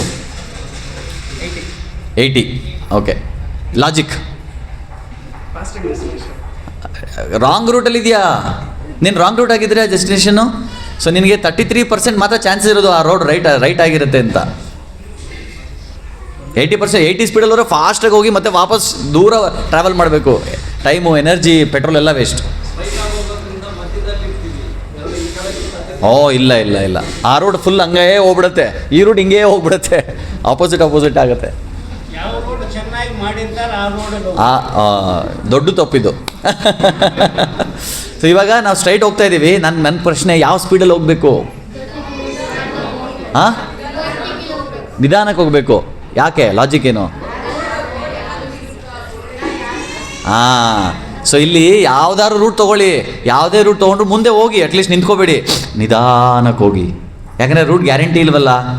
ಸೊ ಎಲ್ಲಿವರೆಗೂ ನಿಧಾನಕ್ಕೆ ಹೋಗಬೇಕು ಅಂದರೆ, ನೆಕ್ಸ್ಟ್ ಯಾರೋ ಒಬ್ಬರು ಸಿಗ್ತಾರಾ, ಯಾವ್ದಾದ್ರು ಒಂದು ಮೈಲ್ ಸ್ಟೋನ್ ಸಿಗುತ್ತಾ, ಯಾವ್ದಾದ್ರು ಒಂದು ಬೋರ್ಡ್ ಸಿಗುತ್ತಾ, ಅಲ್ಲಿವರೆಗೂ. ನಿಧಾನಕ್ಕೆ ಹೋಗ್ತಿದ್ದಾನೆ, ಬ್ರೇಕ್ ಮೇಲೆ ಕಾಲಿರುತ್ತೆ, ಆಕ್ಸಿಲೇಟರ್ ಮೇಲೆ ಕಾಲೇ ಇರಲ್ಲ, ನಿಧಾನಕ್ಕೆ ಹೋಗ್ತಾ ಇರ್ತೀವಿ. ಯಾರೋ ಒಬ್ರು ಹಿಂಗೆ ಲೇಟಾಗಿ ಬರ್ತಾರೆ. ಆವಾಗ ಅವ್ರನ್ನ ಕೇಳ್ತೀವಿ, ನಾನಿವಾಗ ಮೈಸೂರಿಗೆ ಹೋಗಬೇಕು, ಯಾವ ರೂಟಲ್ಲಿ ಹೋಗಬೇಕು ಅಂತ. ಅವರು ಸರ್ ನೀವು ರಾಂಗ್ ರೂಟಲ್ಲಿ ಬಂದಲ್ಲ, ನೀವು ಸ್ಟ್ರೈಟ್ ಹೋಗ್ಬಾರ್ದಿತ್ತು, ಹಿಂದೆ ಹೋಗಿ ಆ ಸರ್ಕಲಿಂದ ರೈಟ್ ಹೋಗಿ ಅಂತ ಹೇಳ್ತಾರೆ. ಇವಾಗ ಮತ್ತೆ ವಾಪಸ್ ಬರ್ತೀನಿ ಸರ್ಕಲಿಂದ, ಇವಾಗ ರೈಟ್ ಅಂತ ಒಂದು ಯಾವ ಸ್ಪೀಡು? ಮ್ಯಾಕ್ಸಿಮಮ್ ಸ್ಪೀಡು 80, 100, 120 ಯಾವ್ದಾದ್ರು ಸ್ಪೀಡ್ಗೆ ಹೋಗಿ. ಯಾಕಂದರೆ ನಿಮ್ಗೆ ಇವಾಗ ಕಾನ್ಫಿಡೆನ್ಸ್ ಇದೆ. ಇದೊಂದು ತಮಾಷೆ ಒಂದು ನಾವು ಡಿಸ್ಕಸ್ ಮಾಡಿದ್ವಿ, ಇದರಿಂದ ತುಂಬ ದೊಡ್ಡ ಪಾಠ ಕಲಿಬೋದು.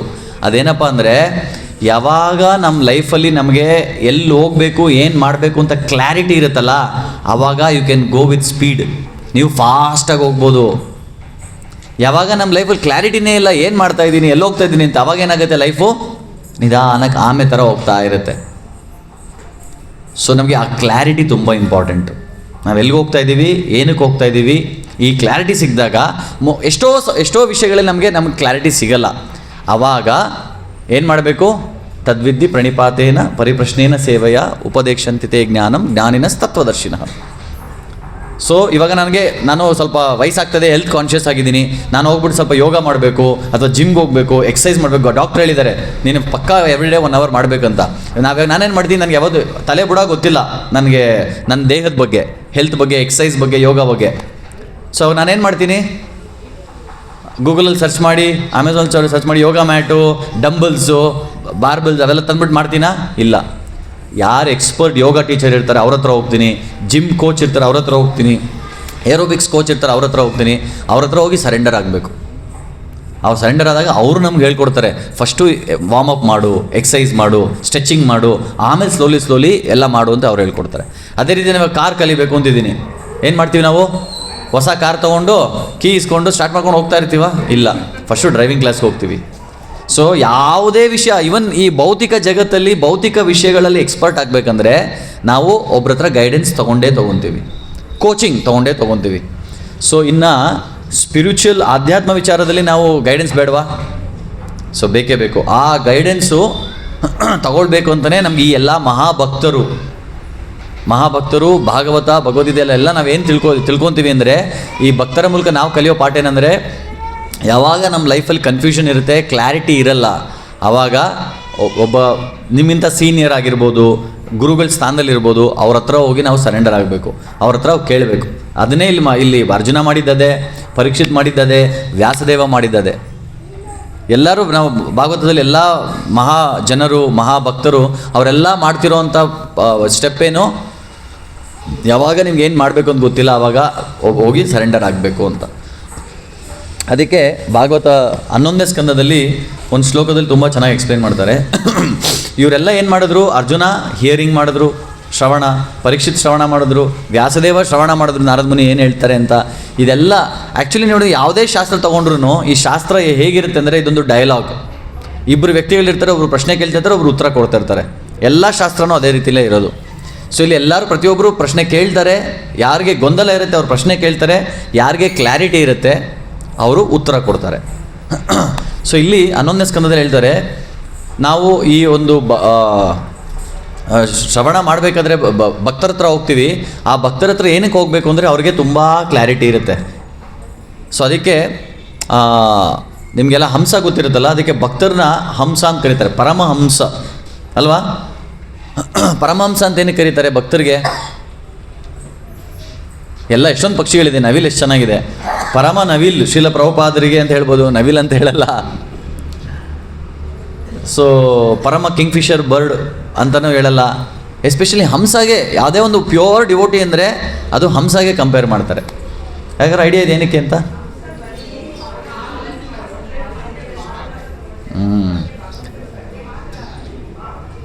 ಸೊ ಅದಕ್ಕೆ ಒಂದು ಶ್ಲೋಕ ಇದೆ, ಹಂಸೋ ಶ್ವೇತಃ ಬಕೋ ಶ್ವೇತಃ ಕೋಬೇದ ಬಕ ಹಂಸಯೋ ನೀರಕ್ಷೀರ ವಿವೇಕೇತು ಹಂಸೋ ಬಕೋ ಬಕಃ.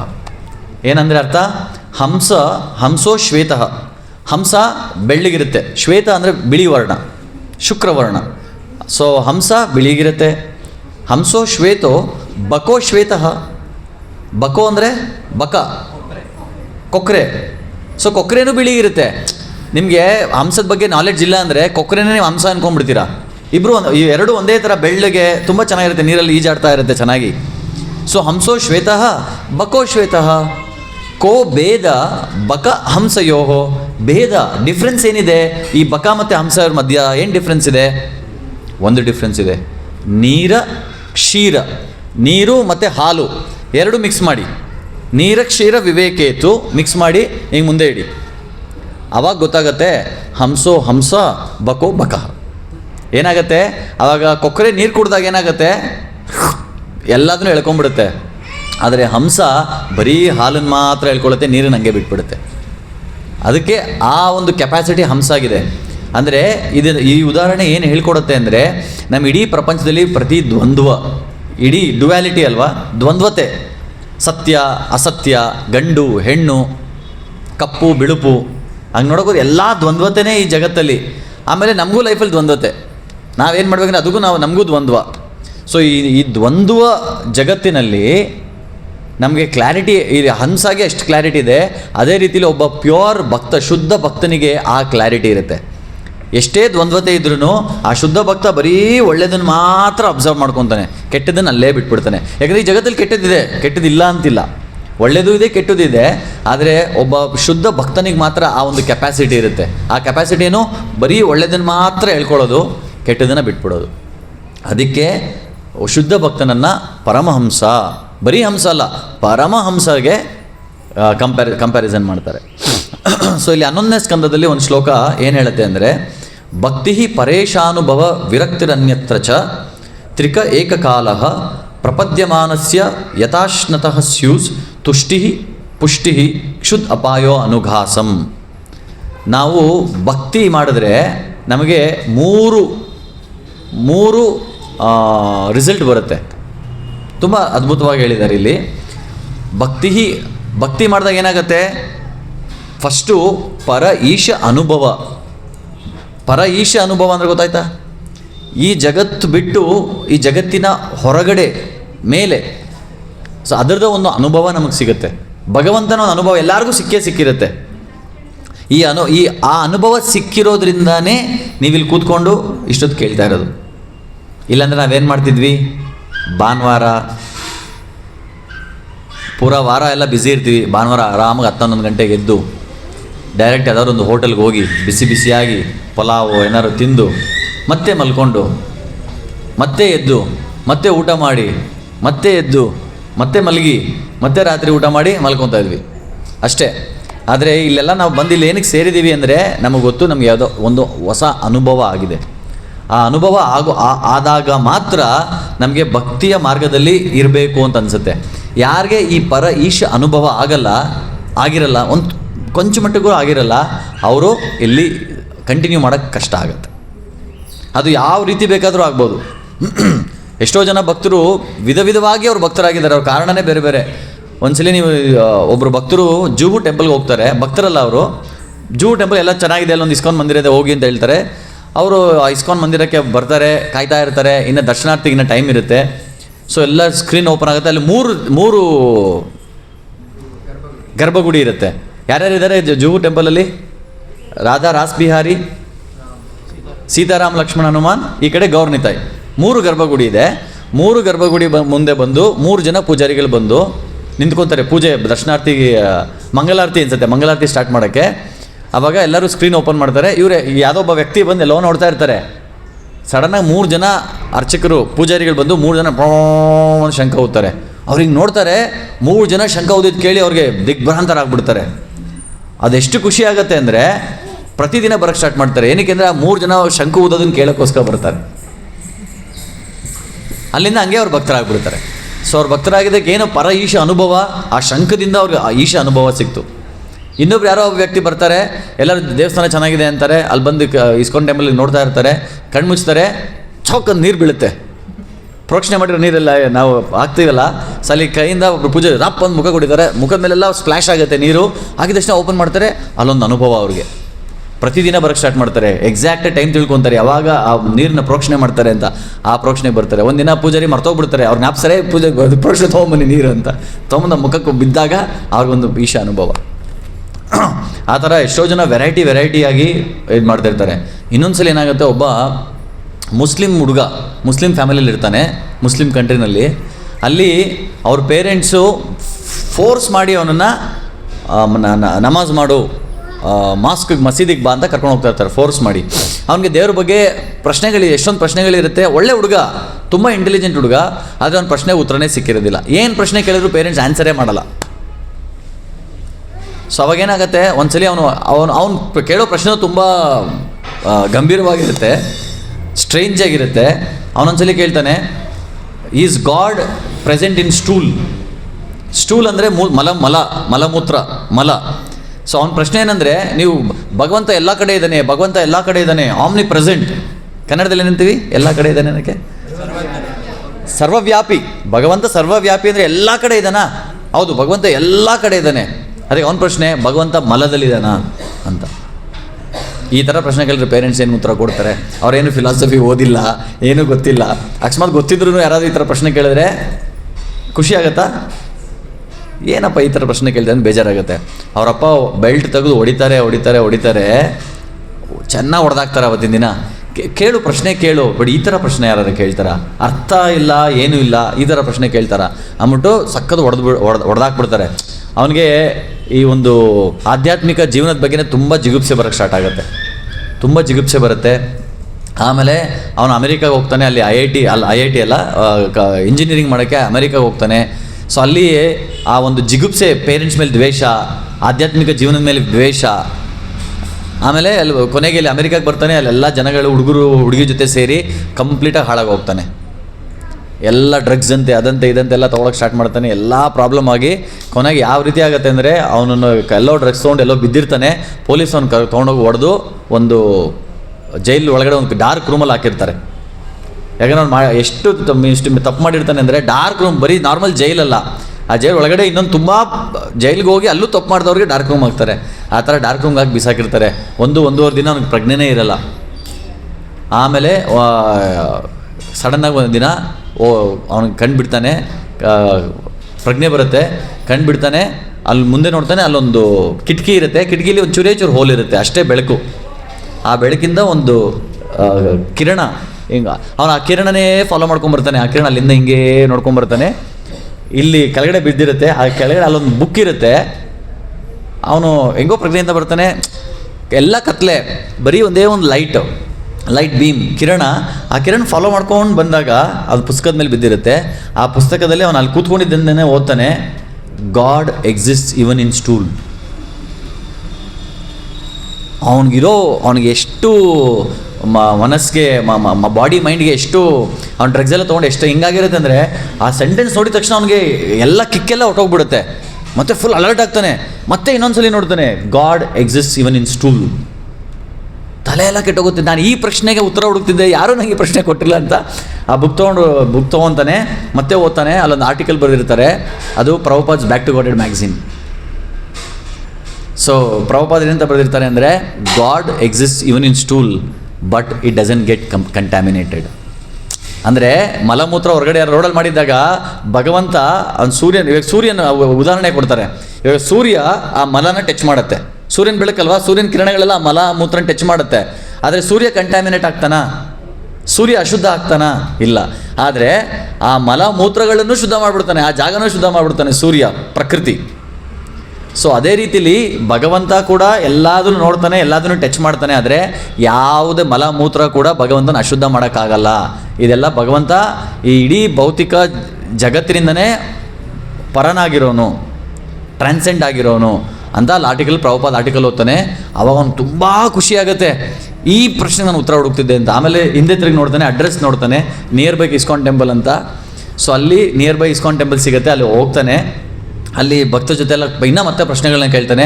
ಭಕ್ತರಿಗೆ ನಮ್ಮ ಇಸ್ಕಾನಲ್ಲಿ ಅಟ್ಲೀಸ್ಟ್ ಎಷ್ಟೊಂದು ಆಧ್ಯಾತ್ಮಿಕ ಸಂಸ್ಥೆಗಳಿದೆ, ಆದರೆ ಅಲ್ಲಿ ನಿಮಗೆ ಪರ್ಫೆಕ್ಟ್ ಕ್ವಶನ್, ಪರ್ಫೆಕ್ಟ್ ಆನ್ಸರ್ಸ್ ಸಿಗಲ್ಲ. ಇಲ್ಲಿ ನಮ್ಮ ಪ್ರಭುಪಾದರ ದಯದಿಂದ ನೀವು ಯಾವುದೇ ಪ್ರಶ್ನೆ ತೊಗೊಂಬನ್ನಿ, ನಮ್ಗೆ ಇಲ್ಲಿ ಉತ್ತರ ಸಿಗುತ್ತೆ. ಸೊ ಅವನ್ನೆಲ್ಲ ಪ್ರಶ್ನೆಗಳು ಉತ್ತರ ಸಿಗುತ್ತೆ, ಅವನಿಗೆ ತುಂಬ ಖುಷಿ ಆಗುತ್ತೆ. ಆಮೇಲೆ ಅವ್ನು ಡಿವೋಟಿ ಆಗ್ತಾನೆ, 16 ಮಾಲೆ ಜಪ ಮಾಡೋಕ್ಕೆ ಸ್ಟಾರ್ಟ್ ಮಾಡ್ತಾನೆ.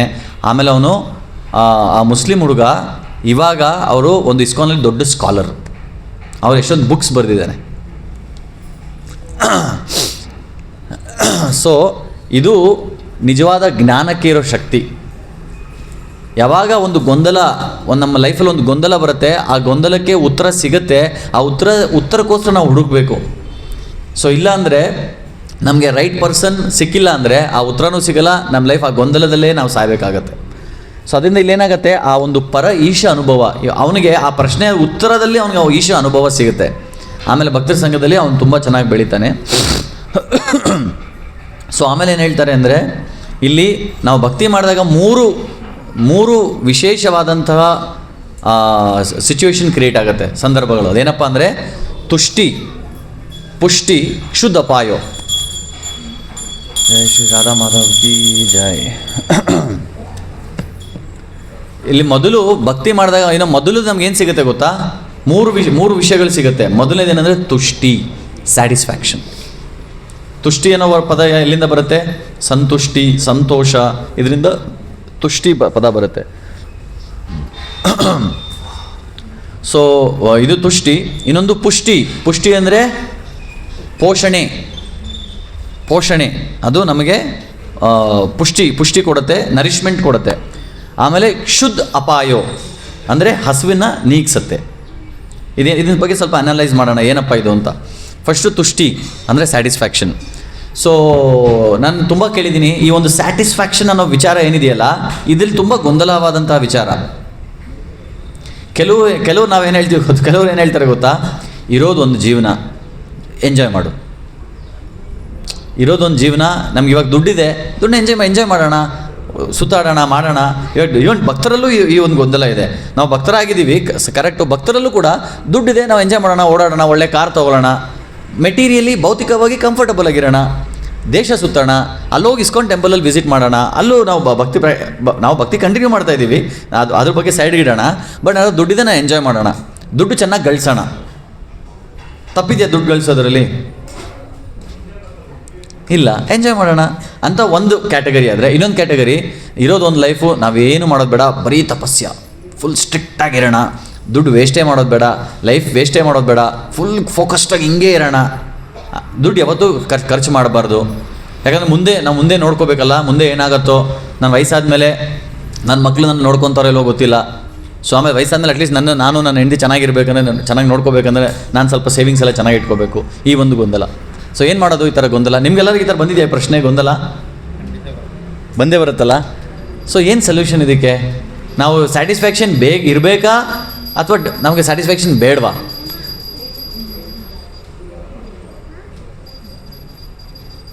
ಕೆಲವು ಕಡೆ ಶಾಸ್ತ್ರದಲ್ಲಿ ಹೇಳ್ತಾರೆ ತುಂಬ ಯಾವುದನ್ನು ಆಸೆ ಪಡಬೇಡಿ ಅಂತ ಹೇಳ್ತಾರೆ. ಕೆಲವು ಕಡೆ ಹೇಳ್ತಾರೆ ಲೌಲ್ಯ ಇರಬೇಕು, ಗ್ರೀಡ್ ಇರಬೇಕು, ಅವಾಗಲೇ ನೀವು ಬೆಳೆಯೋದು ಜೀವನದಲ್ಲಿ ಅಂತಲೂ ಹೇಳ್ತಾರೆ. ಗೊಂದಲ. ಹಾಂ, ಕೇಳಿಸ್ತಿಲ್ಲ, ಸ್ವಲ್ಪ ನಿಧಾನಕ್ಕೆ ಜೋರಾಗಿ ಹೇಳಿ.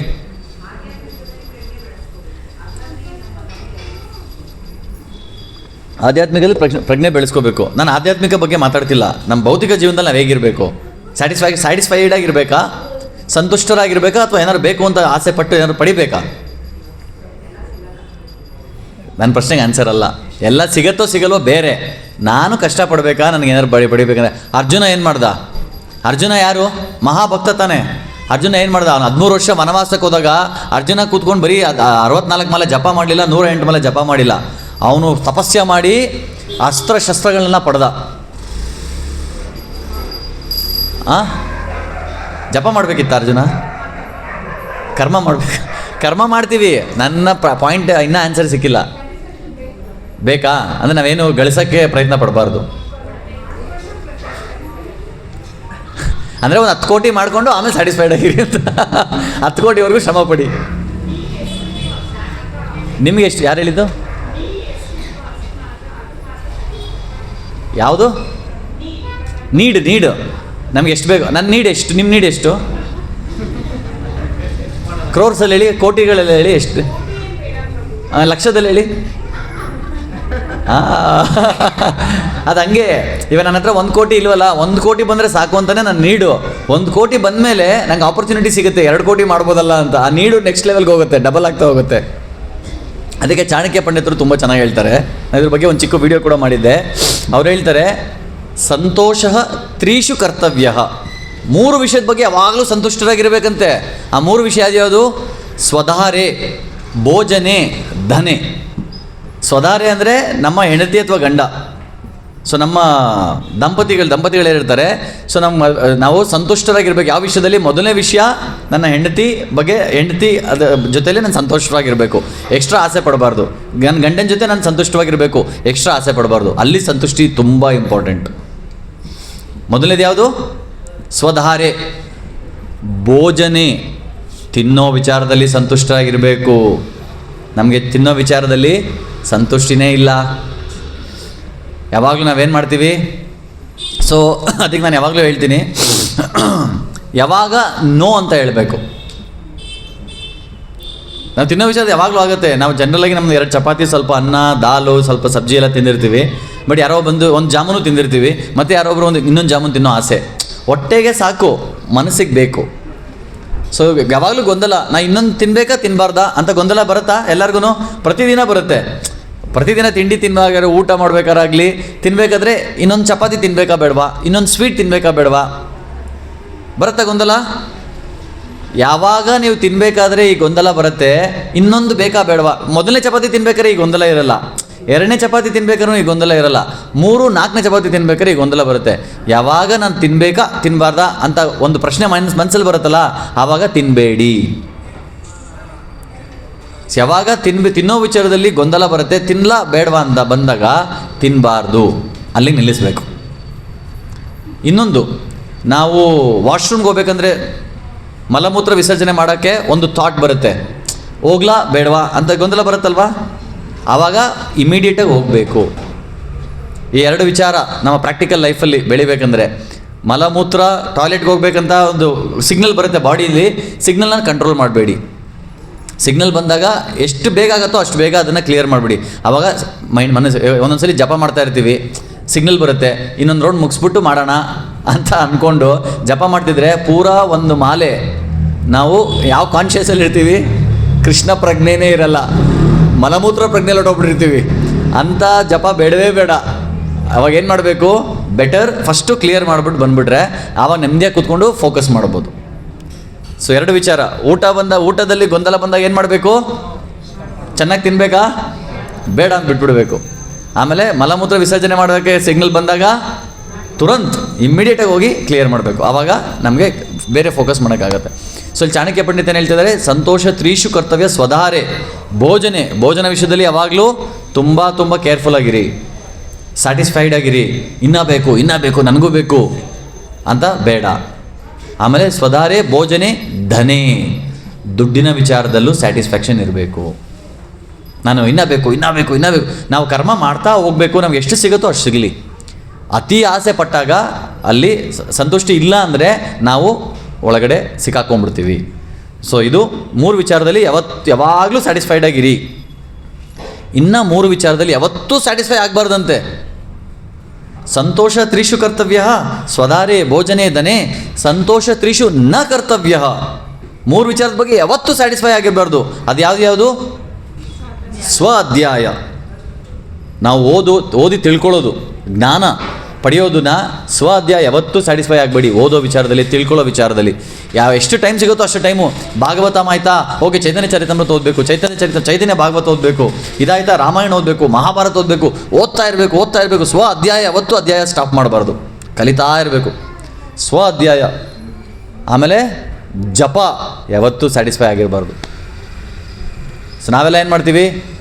ನಾವೆಷ್ಟು ಕಮಿಟ್ಮೆಂಟ್ ತೊಗೊಂಡಿರ್ತೀವಿ, 4 ಇರ್ಬೋದು, 8 ಇರ್ಬೋದು, 10, 16 ಮಾಲೆ ಮುಗಿದ ತಕ್ಷಣ ಮಾಲೆ ತೆಗೆದು ದಾರ ಹಿಂಗೆ ಸುತ್ತಿ ಅಲ್ಲಿಟ್ಟರೆ ಮುಗೀತು. ನೆಕ್ಸ್ಟ್ ಡೇ ಬೆಳಗ್ಗೆನೇ ಆ ಮಾಲೆ ಎಲ್ಲಿದೆ ಅಂತ ನಾವು ನೋಡಿ ಹುಡ್ಕೋದು. ಆಮೇಲೆ ಆಯ್ತಪ್ಪ ಇವತ್ತಿನ 16 ಮಾಲೆ, ಅದು ಯಾರು ಕಂಡಿಡಿದ್ರು ಚಾಟಿಂಗು. ಅದು ಒಂದೊಂದು ಟೈಮು ನಮ್ಮ ಲೈಫಲ್ಲಿ ತುಂಬ ಪ್ರಾಬ್ಲಮ್ಸ್ ಬಂದಿರುತ್ತಲ್ಲ, ಆವಾಗ ಜಪಮಾಲ ಎತ್ಕೊಳ್ಳೋಕ್ಕೆ ಆಗಲ್ಲ. ಎತ್ಕೊಂಡ್ರೆ ಜಪಮಾಲ ತುಂಬ ಭಾರ ಅನಿಸುತ್ತೆ. ಆಮೇಲೆ ಜಪ ಮಾಡೋಕ್ಕೆ ಸ್ಟಾರ್ಟ್ ಮಾಡಿದ್ರೆ ಈ ಮಾಲೆಯಲ್ಲಿ 108 ಇದೆಯಾ, 1008 ಇದೆಯಾ ಗೊತ್ತಾಗೋದಿಲ್ಲ, ಮುಗಿಯೋದೇ ಇಲ್ಲ ಜಪ. ಯಾವಾಗ ಮನಸ್ಸಿಗೆ ತುಂಬ ನೋವಾಗಿರುತ್ತೆ, ತುಂಬ ಪ್ರಾಬ್ಲಮ್ಸಲ್ಲಿ ಇರ್ತೀವಿ ಆವಾಗ. ಅದಕ್ಕೆ ನೋಡಿ, ಇದೆಲ್ಲ ಎಷ್ಟು ಸೈಕಾಲಜಿ ಹೇಗೆ ವರ್ಕ್ ಆಗುತ್ತೆ ಅಂದರೆ, ನೀವು ಒಳ್ಳೆ ಜಪ ಮಾಡಬೇಕಂದ್ರೆ ನಾವು ನಮ್ಮ ಸಂಬಂಧಗಳು ಚೆನ್ನಾಗಿ ಇಟ್ಕೊಂಡಿರಬೇಕು, ನಮ್ಮ ಕೆಲಸ ಕಾರ್ಯಗಳನ್ನ ಚೆನ್ನಾಗಿ ಮಾಡಬೇಕು. ನಾವು ಸ್ಟೂಡೆಂಟ್ ಆಗಿದ್ರೆ ಚೆನ್ನಾಗಿ ಓದಬೇಕು, ಇದೆಲ್ಲ ಚೆನ್ನಾಗಿ ಮಾಡ್ತಾಯಿದ್ರೆ ನಮ್ಮದು ಜಪ ಚೆನ್ನಾಗಿ ಆಗುತ್ತೆ. ನಾವು ಇದನ್ನೆಲ್ಲ ಚೆನ್ನಾಗಿ ಮಾಡಲಿಲ್ಲ ಅಂದರೆ ಜಪ ಚೆನ್ನಾಗಿ ಆಗೋದೇ ಇಲ್ಲ.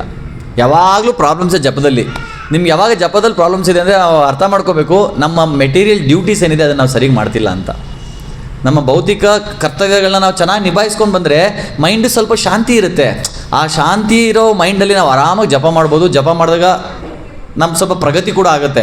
ನಮ್ಮ ಜಪ ಹೆಂಗೆ ಅಂದರೆ, ಜಪ ಮಾಡ್ತಾಯಿದ್ದೀವಿ, ಟೆನ್ಷನ್ನು, ಆಮೇಲೆ ಏನು ಮಾಡಬೇಕು, ಇವಾಗ ಏನು ಮಾಡಬೇಕು, ಸೊ ಇವ್ರು ಮಗು ಸ್ಕೂಲಿಂದ ಬಂದಾಗ ಏನು ಮಾಡಬೇಕು, ಅಡುಗೆ ಏನು ಮಾಡಬೇಕು, ತಿಂಡಿ ಏನು ಮಾಡಬೇಕು, ಆಫೀಸ್ಗೆ ಹೋದಾಗ ಏನು ಮಾಡಬೇಕು, ಬರೀ ಈ ವಿಚಾರಗಳಲ್ಲಿ ಗೊಂದಲ. ಇಷ್ಟು ಗೊಂದಲದಲ್ಲಿ ಜಪನೂ ಮಾಡೋಕ್ಕಾಗೋದಿಲ್ಲ ಅಲ್ವಾ?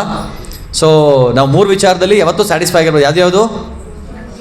ಒಂದು ಸ್ವಾಧ್ಯಾಯ, ಇನ್ನೊಂದು ಜಪ, ಇನ್ನೊಂದು ದಾನ. ನಾವು ಕೊಡೋದ್ರಲ್ಲಿ ಯಾರಿಗಾದ್ರೂ ಕೊಡಬೇಕಂದ್ರೆ ಯಾವತ್ತೂ ಸ್ಯಾಟಿಸ್ಫೈ ಆಗಿರಬಾರ್ದು. ಅದಕ್ಕೆ ಕನ್ನಡದಲ್ಲಿ ಒಂದು ಗಾದೆ ಇದೆ, ಕೊಟ್ಟಿದ್ದು ತನಗೆ, ಬಚ್ಚಿಟ್ಟದ್ದು. ಹಂಗಂದ್ರೆ ಅರ್ಥ ಏನು? ನಾವು ಲೈಫಲ್ಲಿ ಎಷ್ಟೊಂದು ಏನೇನೋ ಕೇಳ್ತಾ ಇರ್ತೀವಿ, ಒಳ್ಳೊಳ್ಳೆ ವಿಚಾರಗಳು, ಚೆನ್ನಾಗಿದೆ ಬಟ್ ಅದನ್ನು ಅರ್ಥನೇ ಮಾಡ್ಕೊಂಡಿರೋದಿಲ್ಲ. ಅದಕ್ಕೆ ಒಂದೊಂದ್ಸಲಿ ತಪ್ಪಾಗಿ ಮಾತಾಡ್ತಾನೂ ಇರ್ತೀವಿ. ನಾವು ಯೂಸ್ ಮಾಡೋ ಪದ ಬಳಕೆಗಳು ಕೂಡ ಎಷ್ಟೊಂದಲ್ಲಿ ಬಿಸಿನೀರು ಕಾಯಿಸು, ತಣ್ಣೀರನ್ನ ಕಾಯಿಸ್ಬೇಕಲ್ವಾ, ಬಿಸಿನೀರನ್ನ ಕಾಯಿಸ್ಬೇಕು. ಸತ್ತೋಗಿರೋ ಡೆಡ್ ಬಾಡಿ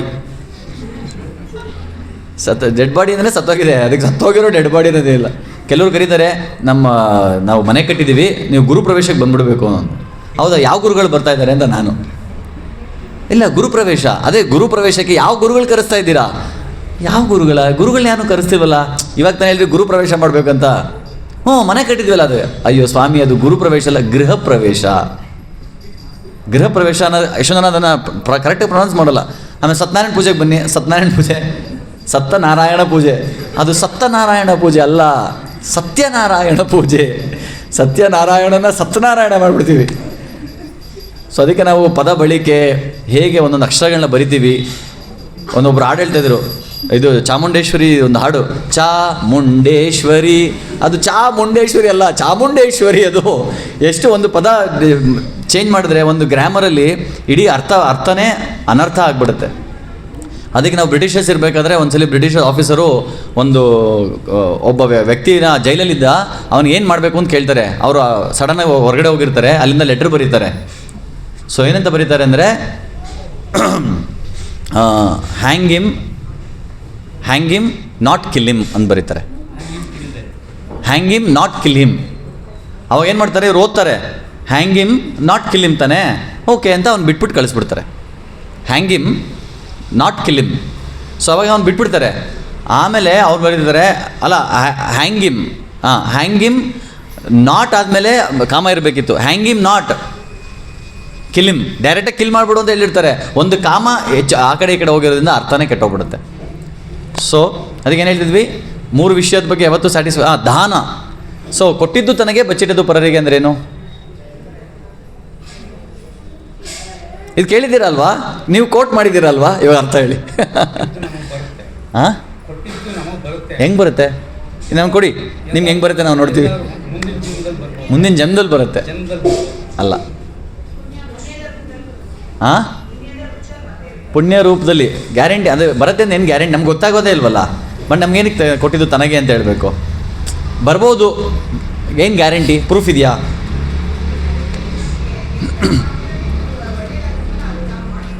ಅದಕ್ಕೆ ನಾವು ಅನ್ಕೋಬೇಕು, ಇವತ್ತು ನೀವು ನನಗೆ 1,00,000 ರೂಪಾಯಿ ಕೊಟ್ಟಿರ್ತೀರಾ, ಆಮೇಲೆ ನಿಮ್ಗೇನೋ ಒಂದು ಒಳ್ಳೇದಾಗುತ್ತೆ, ನನ್ನ ಪ್ರಭುಗಳಿಗೆ ಅವತ್ತು ಕೊಟ್ಟಿದ್ನಲ್ಲ ಅಂತ. ಇವಾಗ 1,00,000 ಕೊಟ್ಟಿದ್ದೀನಿ ನನಗೆ ಇವತ್ತು, ನೋಡೋಣ ಅದು ಹೆಂಗೆ ಇದಾಗತ್ತೆ ಅಂತ.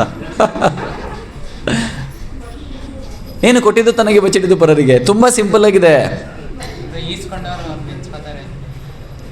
ಅಲ್ಲ.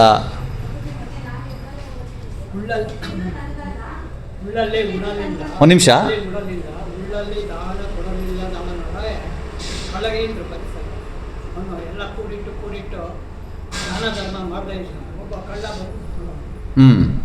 ಇದು 2ನೇ ಲೈನ್ ಆನ್ಸರ್. ಇದು ಕೊಟ್ಟಿದ್ದು ತನಗೆ, ಬಚ್ಚಿಟ್ಟದ್ದು ಪರರಿಗೆ. ನೀವು ಬಚ್ಚಿಟ್ಕೊಂಡ್ರೆ ಅದು ಯಾರೋ ಬೇರೆಯವ್ರು ಬಂದು ಎತ್ಕೊಂಡು ಹೋಗ್ತಾರೆ. ಅದೇನಾಗುತ್ತೆ, ನಾನು ಯಾರಿಗೂ ಕೊಡೋದಿಲ್ಲ, ಅದನ್ನ ಎತ್ತಿಟ್ಟು ಗುಡ್ಡೆ ಮಾಡಿಟ್ಟಿರ್ತೀನಿ. ಅದು ಕಳ್ಳ ಬಂದು ಎತ್ಕೊಂಡು ಹೋಗ್ತಾನೆ, ಇಲ್ಲಾಂದ್ರೆ ನನ್ನ ಮಕ್ಕಳು ಮರಿ ಮಕ್ಕಳು ಯಾರೋ ಬಂದು ತಿನ್ಕೊಂಡು ಹೋಗ್ತಾರೆ, ನನಗಂತೂ ಸೇರಲ್ಲ ಅದು. 2ನೇ ಲೈನ್ ಕರೆಕ್ಟು. ಮೊದಲನೇದು ಯಾರು ಡಿಕೋಡ್ ಮಾಡಿಲ್ಲ. ಕೊಟ್ಟಿದ್ದು ತನಗೆ ಅಂದ್ರೇನು? ಒಂದು ನಿಮಿಷ, ಅವ್ರು ಹೇಳ್ತಾ ಇದ್ದಾರೆ. ಕೊಟ್ಟಿದ್ದು ತನಗೇನೆ. ನಾನು ಕೊಡೋದು ನನಗೆ, ನಾನು ಬಚ್ಚಿಡೋದು ಬೇರೆಯವ್ರಿಗೆ ಅಂತ ಇದು ಗಾದೆ. ನೀವು ಕೊಟ್ಟಿದ್ದೆ ತನಗಲ್ಲ ಅಂತ ಹೇಳ್ತೀರ, ಅದು ಗಾದೆ ಇರೋದೇ ತನಗೆ. ಹಾಂ, ಇವಾಗ ನೀವು ಹೇಳಿ.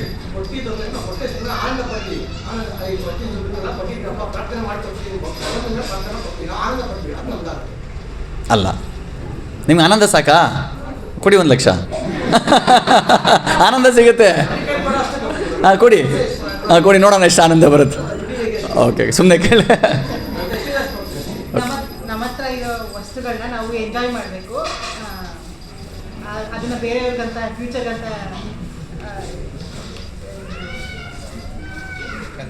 ತೆಗೆದಿಟ್ಟು ಬೇರೆಯವ್ರಿಗೆ ಇರಲಿ ಅಂತ ಇದು ಮಾಡಿ ಅದು ಹೋಗುತ್ತೆ ಬೇರೆಯವ್ರಿಗೆ. ನಮಗೆ ಕೊಟ್ಟಿದ್ದು ತನಗೆ ಅಂದ್ರೇನು? ನಿಮಗೆಲ್ಲ ನನಗೆ ಬರಬೇಕು, ನಾನು ಕೊಟ್ಟರೆ ನನಗೆ ಅದು. ಹಾಂ,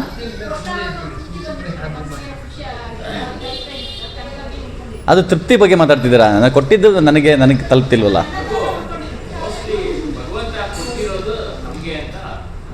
ಅಲ್ಲ, ಹೇಳ್ಬಿಡ್ತೀನಿ ಬೇಗ, ಅವ್ರಿಗೆ ಆಗ್ತಿಲ್ಲ. ಸಾರಿ. ಸೊ ಇಲ್ಲಿ ಕೊಟ್ಟಿದ್ದು ತನಗೆ ಅಂದರೆ, ಫಾರ್ ಎಕ್ಸಾಂಪಲ್ ಯಾರೋ ಒಬ್ಬರಿಗೆ ಇವಾಗ ನಾನು ಅವ್ರಿಗೆ ಎಜುಕೇಷನ್ಗೆ ಏನಕ್ಕೊಂದು ಸಹಾಯ ಮಾಡ್ತೀನಿ, 1 ಲಕ್ಷ ಕೊಡ್ತೀನಿ, ಆಯಿತಾ? ಅವನು ಪೂರಾ ಲೈಫಲ್ಲಿ ಅವನು ಹೇಳ್ತಾನೆ ಆ 1 ಲಕ್ಷ ಪ್ರಭುದು ಅಂತ, ನಂದು. ಸೊ ನಾನು ಯಾರಿಗೆ ಏನಾರು ಕೊಡ್ತೀನಲ್ಲ ಅದು ಯಾವಾಗಲೂ ನಂದೇ. ಅವರೆಲ್ಲರೂ ಇವಾಗ ನಾನು ನಿಮ್ಗೆಲ್ಲರಿಗೂ 1 ಲಕ್ಷ ಕೊಟ್ಟರೆ ನೀವೆಲ್ಲ ಜೀವನ ಪರ್ಯಂತ ಹೇಳ್ತೀರಾ ಈ 1 ಲಕ್ಷ ದಿನ ನಾನು ತೊಗೊಂಡೆ, ಇದು ಪ್ರಭುದು, ಆ್ಯಕ್ಚುಲಿ ನಂದಲ್ಲ, ಅವ್ರದ್ದು, ಅದು ಯಾವಾಗಲೂ ನಂದೇ. ಆದರೆ ನಾನು ಬಚ್ಚಿಟ್ಕೊಂಡಿದ್ರೆ ಅದು ಬೇರೆಯವ್ರಿಗೆ ಆಗುತ್ತೆ. ನಾನು ಯಾವಾಗ ಯಾರಿಗೆ ಕೊಡ್ತೀನಿ ಆ ಕೊಟ್ಟಿದ್ದು ಯಾವಾಗಲೂ ನಂದೇ. ಬೇರೆಯವ್ರು ಅದನ್ನು ರೆಕಗ್ನೈಸ್ ಮಾಡ್ತಾರೆ. ಅಂದರೆ ಕರೆಕ್ಟ್ ತಾನೇ? ನಾನು ಯಾರಿಗೇ ಒಬ್ರಿಗೆ ಒಂದು ಉಂಗುರ ಕೊಡ್ತೀನಿ ಇವನಿಗೆ, ಸೊ ಅವ್ನು ಹಾಕೊಂಡಿರ್ತಾನೆ, ಆ ಉಂಗುರ ಯಾರ್ದು ಅಂದರೆ ನಂಗೆ ಅವ್ರ ಪ್ರಭುಗಳು ಕೊಟ್ಟಿದ್ದು, ಆ ಉಂಗುರ ನಂದೇ, ಬಟ್ ನನ್ನ ಓನರ್ಶಿಪ್ ನಂದಲ್ಲ. ಅವ್ನು ಎಂಜಾಯ್ ಮಾಡ್ತಾ ಇದ್ದಾನೆ, ಬಟ್ ಅವನಿಗೆ ಆ ಒಂದು ಕೃತಜ್ಞತೆ ಇರುತ್ತೆ, ಇವ್ರು ಕೊಟ್ಟಿದ್ದು, ಅವ್ರು ಕೊಟ್ಟಿದ್ದು, ಅವ್ರದ್ದು ಅಂತ. ಅದಕ್ಕೆ ನಾವು ಯಾವಾಗ ಎಷ್ಟು ಕೊಡ್ತೀವಿ ಅದು ನಮಗೆ ನಮ್ಮದೇ ಆಗಿರಬೇಕು. ಸೊ ಅದಕ್ಕೆ ಒಂದು ಕರ್ಣನ ಮಹಾಭಾರತದಲ್ಲಿ ಒಂದು ಅದ್ಭುತವಾದಂಥ ಕಥೆ ಇದೆ. ಅದೇನಪ್ಪ ಅಂದರೆ, ಒಂದ್ಸಲಿ ಕರ್ಣ ಏನಂತ ಫೇಮಸ್ಸು? ದಾನಶೂರ ಕರ್ಣ ಅಂತ. ಇಲ್ಲಿ ಯಾರು ಇದ್ದೀರಾ ಆ ಥರ? ಸಾಧ್ಯನೇ ಇಲ್ಲ, ಚಾನ್ಸೇ ಇಲ್ಲ ಈ ಕಲಿಯುಗದಲ್ಲಿ ಕರ್ಣ ಅಂತವರು, ನೋ ವೇಸ್. ಶಕುನಿ ಅಂತವ್ರು ತುಂಬ. ಸೊ ಕರ್ಣ ಫೇಮಸ್ಸೇ ಹೇಗೆ ಅಂದರೆ ದಾನಶೂರ, ದಾನ ಮಾಡಿ ಫೇಮಸ್ ಆಗಿರ್ತಾನೆ. ಒಂದ್ಸಲಿ ಕರ್ಣನ ಒಂದು ಟೆಸ್ಟು, ಅವನು ಸ್ನಾನ ಮಾಡ್ತಾ ಇರ್ತಾನೆ. ಸ್ನಾನ ಮಾಡಿದಾಗ ಏನಿರುತ್ತೆ, ಬಟ್ಟೆ ಗಿಟ್ಟೆ ಎಲ್ಲ ಬರುತ್ತೆ, ಬರೀ ಒಂದು ಟವಲ್ ಕಟ್ಕೊಂಡು ಸ್ನಾನ ಮಾಡ್ತಾ ಇರ್ತಾನೆ. ಯಾವುದೋ ಒಬ್ಬ ಬ್ರಾಹ್ಮಣ ಅದು ಪ್ಲ್ಯಾನ್ ಮಾಡಿನೇ ಕರ್ಣನ ಟೆಸ್ಟ್ ಮಾಡ್ಬೇಕಂತಾನೆ ಬರ್ತಾರೆ. ಸೊ ಅವಾಗ ಕರ್ಣ ನನಗೇನಾದ್ರು ಕೊಡಪ್ಪ, ಅರ್ಜೆಂಟಾಗಿ ಏನಾದ್ರು ಬೇಕು ಅಂತ ಹೇಳ್ತಾನೆ. ಅವ್ನು ನೋಡಿದ್ರೆ ಸ್ನಾನ ಏನಿಲ್ವಲ್ಲ, ಸಡನ್ನಾಗಿ ಅವ್ನ ಕೈಯಲ್ಲಿ ಒಂದು ಬ್ರೇಸ್ಲೆಟ್ ಹಾಕಿರ್ತಾನೆ, ಖಡ್ಗ ಹಾಕೊಂಡಿರ್ತಾನೆ ಚಿನ್ನದ್ದು. ಸೊ ಆ ಚಿನ್ನದ ಖಡ್ಗ ಹಿಂಗೆ ತೆಗೆದು ಹಿಂಗೆ ಕೊಡ್ತಾನೆ. ಸೊ ಆ ಬ್ರಾಹ್ಮಣ ಅದು ಇಸ್ಕೊತಾನೆ. ಆಮೇಲೆ ಹೇಳ್ತಾನೆ, ಓ ಕರ್ಣ, ನೀನು ದೊಡ್ಡ ತಪ್ಪು ಮಾಡ್ದಿಯಲ್ಲಪ್ಪ ಅಂತ ಹೇಳ್ತಾನೆ. ತಪ್ಪ? ಏನು ತಪ್ಪು ಮಾಡಿದೆ ಅಂತಾನೆ. ನೀನು ದಾನ ಕೊಡೋದು ಕೊಟ್ಟೆ, ಎಡಗೈಲಿ ಯಾರಾದರೂ ದಾನ ಕೊಡ್ತಾರಾ? ಯಾವತ್ತೂ ಬಲಗೈಲಿ ಕೊಡಬೇಕು ಅಲ್ವಾ? ಬಲಗಡೆ ಯಾವತ್ತೂ ಶ್ರೇಷ್ಠ. ಊಟ ಅದಕ್ಕೆ ಬಲಗೈಲಿ ಮಾಡೋದು, ಏನೇ ಕೆಲಸ ಮಾಡಬೇಕು ಬಲಗೈಲಿ ಮಾಡ್ತೀವಿ, ಬಲಗಡೆದು ಶ್ರೇಷ್ಠ, ಎಡಗಡೆ ಯಾವತ್ತೂ ಶ್ರೇಷ್ಠ ಅಲ್ಲ. ಏನು ನೀನು ಎಡಗೈಲಿ ಕೊಟ್ಬಿಟ್ಟಿಯಲ್ಲ, ಇದೊಂದು ಅಪರಾಧ ಆಯ್ತಲ್ಲ ಅಂತಾರೆ. ಯಾಕೆ ಈ ಥರ? ನೀನು ತುಂಬ ಜ್ಞಾನಿ, ತುಂಬ ತಿಳಿದಿರೋನು, ನೀನು ಈ ಥರ ತಪ್ಪು ಮಾಡಬಾರ್ದಲ್ಲ. ಅವಾಗ ಕರ್ಣ ಒಂದು ಅದ್ಭುತವಾಗಿ ಮಾತು ಹೇಳ್ತಾನೆ, ನಂಗೆ ತುಂಬ ಇಷ್ಟ ಆ ಮಾತು. ಕರ್ಣ ಹೇಳ್ತಾನೆ, ಹೌದು ಗುರುಗಳೇ, ನಾನು ಕೊಟ್ಟಿದ್ದು ಎಡಗೈಲಿ ಕೊಡಬಾರ್ದಿದ್ದು ತಪ್ಪದು. ಆದರೆ ನನಗಿರೋ ಒಂದು ಆಪ್ಷನ್ ಏನಿತ್ತು ಅಂದರೆ, ಆಪರ್ಚುನಿಟಿ, ನಾನು ಇಮಿಡಿಯೇಟಾಗಿ ನಿಮ್ಗೆ ಕೊಡಬೇಕಿತ್ತು, ಮನಸ್ಸು ಬಂತು, ಅದಕ್ಕೆ ಕೊಟ್ಬಿಟ್ಟೆ. ಆದರೆ ನಾನು ಎಡಗೈಯಿಂದ ಬಲಗೈಗೆ ತೊಗೊಂಡು ಬಲಗೈಯಿಂದ ನಿಮ್ಗೆ ಕೊಡೋ ಅಷ್ಟರಲ್ಲಿ ನನ್ನ ಮನಸ್ಸು ಚೇಂಜ್ ಆಗ್ಬೋದಲ್ಲ. ನಮ್ಮ ಮನಸ್ಸು ಯಾರಿಗಾದ್ರೂ ಕೊಡಬೇಕು ಅಂತ ಬಂದಾಗ ನಮ್ಮ ಮನಸ್ಸು ಬರಲ್ಲ. ಅದಕ್ಕೆ ನಾನು ಯಾವಾಗಲೂ ಹೇಳ್ತೀನಿ, ನಿಮ್ಗೆ ಯಾರಿಗಾದ್ರೂ ಏನಾದ್ರು ಕೊಡಬೇಕು ಅನ್ಸಿದ್ರೆ ದಿಲ್ದಾರಾಗಿ ಮನಸ್ಪೂರ್ವಕವಾಗಿ ಕೊಟ್ಬಿಡಿ. ಅದು ಯಾವಾಗಲೂ ನಿಮ್ಮದೇ. ನೀವು ಅನ್ಕೋಬೋದು, ನಾನು ಇವಾಗ ಎಷ್ಟೊಂದು ಸರಿ ನನಗೇ ಆಗಿದೆ, ಎಷ್ಟೋ ಜನ ಡಿವೋಟ್ರಿಗೂ ಆಗಿದೆ. ಇವಾಗ ಟೆಂಪಲಲ್ಲಿ ಏನೋ ಒಂದು ಫೆಸ್ಟಿವಲ್ ಹಬ್ಬ ಇರುತ್ತೆ, ಯಾರೋ ಒಬ್ರು ಪ್ರಭುಗಳು ಬಂದು ಕೇಳ್ತಾರೆ, ಈ ಥರ ನೀವು ಸ್ವಲ್ಪ ಡೊನೇಷನ್ ಕೊಡಬೇಕು ಅಂತ. ನಾವು ಅಂದ್ಕೊಂಡಿರ್ತೀವಿ, ನನಗೆ ಏನೋ ಒಂದು ಡೀಲ್ ಆಗುತ್ತೆ, ಎಲ್ಲೋ ಒಂದು 1 ಲಕ್ಷ ಬರುತ್ತೆ, 1 ಲಕ್ಷ ಬಂದಾಗ ನಾನು, ಅಥವಾ 2 ಲಕ್ಷ ಬರುತ್ತೆ, 1 ಲಕ್ಷ ದೇವಸ್ಥಾನ ಕೊಟ್ಬಿಡ್ತೀನಿ ಡೊನೇಷನ್ ಅಂತ ಮನ್ಸಿಗೆ ಹಂಗೆ ಇರುತ್ತೆ. 2 ಲಕ್ಷ ಬರುತ್ತೆ, ಆವಾಗ 1 ಲಕ್ಷ ಕೊಡೋದಾ, 80,000 ಕೊಡೋಣ, ಇನ್ನು 20,000 ಇಟ್ಕೊಂಡು ಏನಕ್ಕಾದ್ರೂ ಖರ್ಚಿಗಾಗತ್ತೆ ಅಂತ ಅನ್ಕೊತೀವಿ. ಕೊನೆಗೆ ಚೆಕ್ ಬರೀಬೇಕಲ್ಲ, ಚೆಕ್ ಬುಕ್ ತೊಗೊಳ್ಬೇಕಾದ್ರೆ 80,000 ಯಾಕೆ, 50,000 ಬರೆಯೋಣ. ಸೊ 50,000 ಬರೆಯೋಕೆ ಹೋಗ್ತೀವಿ, ಕೊನೆಗೆ 30,000 ಕೊಟ್ಟಿರೋಣ, ಮತ್ತೆ ಮುಂದಿನ ವರ್ಷ ಕೊಡಬೇಕಲ್ಲ, ಮತ್ತೆ ಮುಂದಿನ ವರ್ಷ ಇನ್ನೊಂದು 30,000 60,000 ಆಗುತ್ತೆ ಅಂತ ಕೊನೆಗೆ ಕೊಡಬೇಕಾದ್ರೆ 1 ಲಕ್ಷ ಕೊಡಬೇಕಾಗಿರೋ ಮನಸ್ಸು ಕೊನೆಗೆ ಎಷ್ಟು ಕೊಟ್ವಿ? 20,000 ಕೊಟ್ಟಿರ್ತೀವಿ. ಈ ಥರ ಆಗಿದೆಯಾ ನಿಮಗೆ? ಎಕ್ಸ್ಪೆನ್ಸ್ ಆಗೇ ಆಗುತ್ತೆ. ಅದಕ್ಕೆ ಒಬ್ಬನು ಕೇಳ್ತಾರೆ, ಅಲ್ಲಪ್ಪ ನೀನು ತುಂಬ ಒಳ್ಳೆಯವನು ಅಂತ ಅನ್ಸುತ್ತೆ, ನಿನ್ನ ಹತ್ರ 2 ಮನೆ ಇದ್ದರೆ, ಒಂದು ಮನೆ ನೀವು ಅಣ್ಣ ತಮ್ಮದಿರಿರ್ತಾರೆ, ಇಬ್ಬರು ಅಣ್ಣ ತಮ್ಮದಿರಿರ್ತಾರೆ, ಅವ್ನು ಟೆಸ್ಟ್ ಮಾಡಿ ಕಲಿಯುಗದಲ್ಲಿ ಅಣ್ಣ ತಮ್ಮ ನಿಜವಾಗ್ಲೂ ಪ್ರೀತಿ ವಿಶ್ವಾಸ.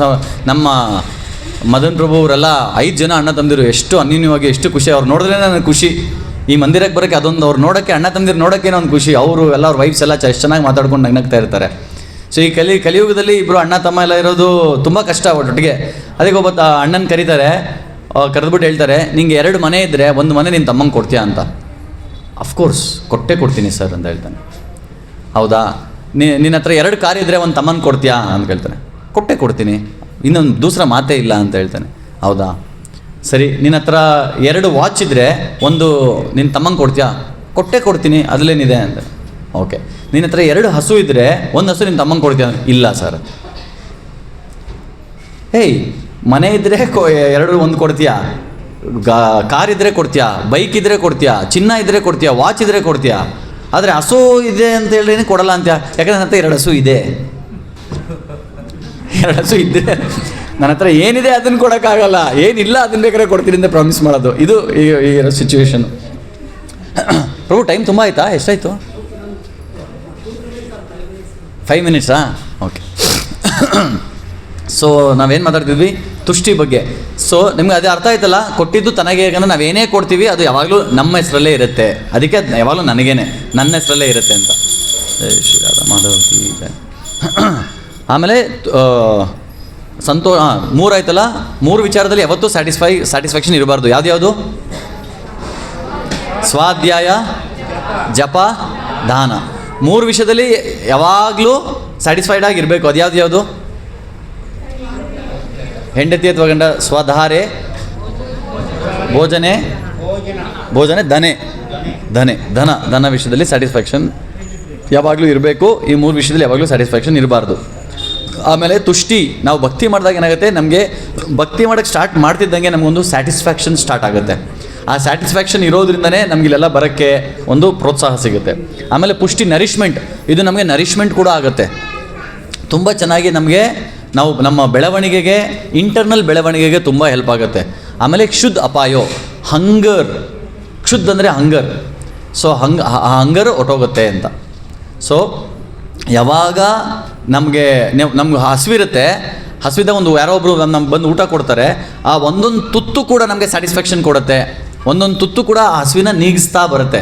ಸೊ ಅದೇ ರೀತಿಲಿ ಪ್ರತಿದಿನ ನಾವು ಭಕ್ತರ ಸಂಘದಲ್ಲಿ ಬಂದಾಗ, ಈ ಸಂಘ, ಈ ಒಂದು ಜಪ ಇದೆಲ್ಲ ಮಾಡಿದಾಗ ನಮಗೆ ಪ್ರತಿದಿನ ಆ ಒಂದು ಹಂಗರ್, ಈ ಭೌತಿಕ ಜಗತ್ತಲ್ಲಿ ನಾವು ಏನೋ ಒಂದು ಪಡಿತೀವಿ, ಒಂದು ಮಾಯಾ ಜಾಲದಲ್ಲಿ ಬಿದ್ದಿರ್ತೀವಲ್ಲ, ಆ ಮಾಯಾ ಜಾಲದಿಂದ, ಆ ಮಾಯದ ಹಸಿವಿನಿಂದ ನಮಗೆ ಆ ಹಂಗರ್ ಸ್ಯಾಟಿಸ್ಫೈ ಆಗ್ತಾ ಹೋಗುತ್ತೆ.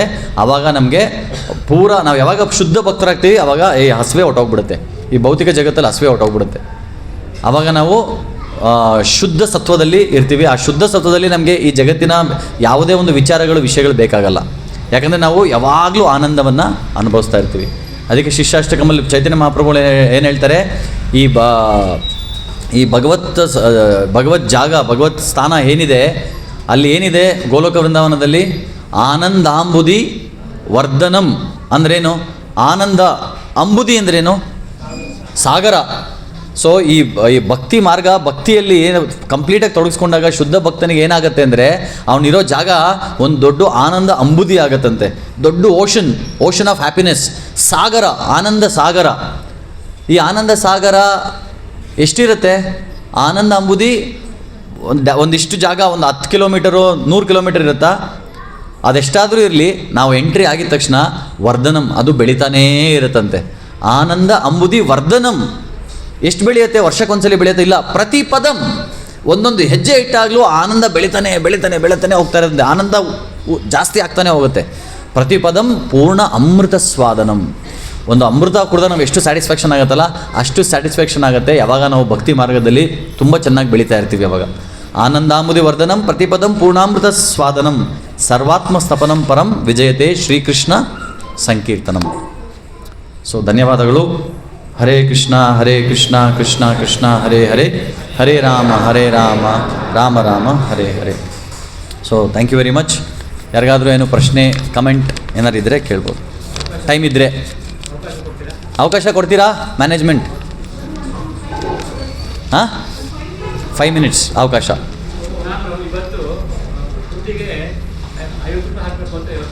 ದಾನ. ಹಾಂ ಹಾಂ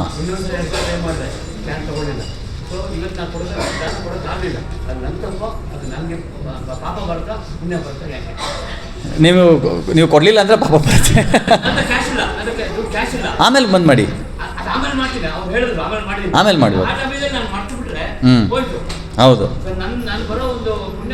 ಹಾಂ, ಅಂದರೆ ಪುಣ್ಯ ನೀವು ಮತ್ತೆ ಕೊಟ್ಟಕ್ಕೆ ಬರುತ್ತೆ, ಆದರೆ ಮನಸ್ಸು ಬರಬೇಕಲ್ಲ ಮತ್ತೆ ಕೊಡೋಕ್ಕೆ. ನಿಮ್ಗೆ ನಾಳೆ ಆ ಮನಸ್ಸು ಬಂದಿಲ್ಲ ಅಂದರೆ ಕಷ್ಟ ಆಗುತ್ತೆ. ಅದಕ್ಕೆ ನೀವು ನೋಡಿ, ನಾವು ಭಗವಂತನ ಹತ್ರ ನಮಸ್ಕಾರ ಮಾಡ್ಬೇಕಾದ್ರೆ ನಾವು ಯಾವ ಥರ ನಮಸ್ಕಾರ ಮಾಡಬೇಕು ಅಂತ ಹೇಳ್ಕೊಟ್ಟಿದ್ದಾರೆ ನಿಮಗೆ. ವೈಷ್ಣವ ಟಿಕೆಟಲ್ಲಿ ಹೇಳ್ಕೊಟ್ಟಿದ್ದೀರಾ? ನಮಸ್ಕಾರ ಹೇಗೆ ಮಾಡ್ಬೇಕು, ನಾವು ಯಾವ ಡೈರೆಕ್ಷನಲ್ಲಿ ಮಾಡಬೇಕು? ಲೆಫ್ಟ್ ಸೈಡಾ?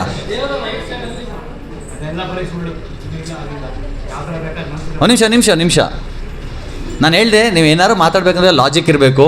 ಲಾಜಿಕ್ ಇಲ್ದಿರ, ಗೊತ್ತಿಲ್ದಿರ ಯಾವತ್ತೂ ಏನು ಮಾತಾಡಬೇಡಿ, ಜಡ್ಜ್ ಮಾಡಬೇಡಿ. ಇವಾಗ ನಾವು ಯಾವಾಗ ಭಗವಂತನ ಹತ್ರ ಬರ್ತೀವಿ, ಭಗವಂತನ ನಾವು ಎಡಗಡೆ ಇಟ್ಕೊಂಡು ನಮಸ್ಕಾರ ಮಾಡಬೇಕು. ಅದಕ್ಕೆ ಲಾಜಿಕ್ ನಾನು ಕೊಡ್ತೀನಿ, ಶಾಸ್ತ್ರ ಕೊಡುತ್ತೆ. ಆ ಲಾಜಿಕ್ ಏನಪ್ಪ ಅಂದರೆ, ನಮ್ಮ ಹೃದಯ ಎಡಗಡೆ ಇದೆ. ಅದಕ್ಕೆ ನಮ್ಮ ಹೃದಯನ ನಾವು ಭಗವಂತನಿಗೆ ಆಫರ್ ಮಾಡ್ತಾಯಿದ್ದೀವಿ, ಭಗವಂತನಿಗೆ ಅರ್ಪಣೆ ಮಾಡ್ತಾಯಿದ್ದೀವಿ ಅನ್ನೋದಕ್ಕೆ ನಾವು ಭಗವಂತನ ಯಾವಾಗಲೂ ಎಡಗಡೆ ಇಟ್ಕೊಂಡು ನಾವು ನಮಸ್ಕಾರ ಮಾಡಬೇಕು. ಕರೆಕ್ಟ್ ಅಲ್ವಾ? ಆದರೆ ಅದೇ ರೀತಿಲಿ ಜೋಬ್ ಕೂಡ ಎಡಗಡೆ ಇದೆ. ಅದಂದರೆ ಏನು? ಜೋಬಲ್ಲಿರೋದನ್ನು ಆಫರ್ ಮಾಡಬೇಕು ಅಂತ ಅಷ್ಟೇ. ಓಕೆ, ಯಾ ದಾನ ಮಾಡುವ ವಿಚಾರದ ಬಗ್ಗೆ ಹಸುವನ್ನು ಸಾಕಬೇಕು, ದಾನ ಮಾಡಬೇಕು ಅನ್ನುವ ವಿಚಾರ. ಹಾವನ್ನು ಸಾಕಬಹುದೇ? ಹಾಲೆರೆದು ಹಾವನ್ನು ಸಾಕಬಹುದೇ? ಅಷ್ಟೇ ಸಾಕ್ಬೋದು, ಏನು ಬೇಕಾದ್ರೂ ಸಾಕ್ಬೋದು. ಮತ್ತೆ ಸಾಕಬೇಡಿ, ಗೊತ್ತು ತಾನೆ ಕಚ್ಚತ್ತೆ ಅಂತ ಏನಕ್ಕೆ ಸಾಕ್ತೀರಾ? ಅದಕ್ಕೆ ನಾನು ಹೇಳ್ತಾ ಇರೋದು.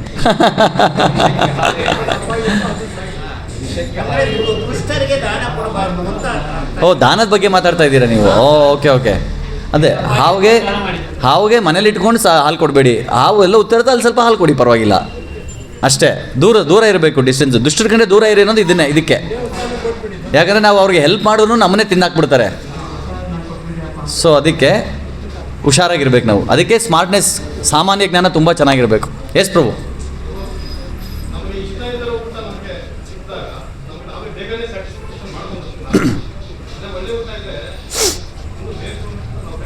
ಓಕೆ, ಅಲ್ಲ ಅದು ಇನ್ನೊಂದು ಸ್ವಲ್ಪ ರಿಫೈನ್ ಮಾಡಿ ಹೇಳ್ತೀನಿ.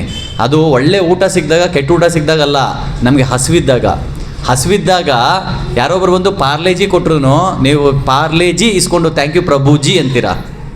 ಅದೇ ಹೊಟ್ಟೆ ತುಂಬಿರಬೇಕಾದ್ರೆ ನಿಮಗೆ ಮೃಷ್ಟಾನ್ನ ಒಳ್ಳೆ ಬಿಸಿ ಪುಲಾವ್ ಮಾಡಿ ಗೋಡಂಬಿ ದ್ರಾಕ್ಷಿ ಎಲ್ಲ ಹಾಕಿ ನಿಮ್ಗೆ ಕೊಟ್ಟಾಗೋ ಇದ್ರಲ್ಲಿ ಸ್ವಲ್ಪ ಉಪ್ಪು ಕಡಿಮೆ, ಅದು ಕಡಿಮೆ ಅಂದರೆ ನಾವು ಮಾತಾಡ್ತೀವಿ. ಏನಕ್ಕೆ ಅಂದರೆ ಹಸು ಮೇಲೆ ಡಿಪೆಂಡ್ ಆಗುತ್ತೆ. ನಿಮ್ಗೆ ಹಸಿವಿದ್ದಾಗ ಏನು ಕೊಟ್ಟರು ಸಾಕು, ನಿಮ್ಗೆ ರುಚಿ ಅನಿಸುತ್ತೆ. ಹಸಿವಿಲ್ಲ ಅಂದರೆ ರುಚಿ ಇರಲ್ಲ. ಅದು ಪಾಯಿಂಟ್. ಓಕೆ, ಎಸ್ ಮದುವೆ.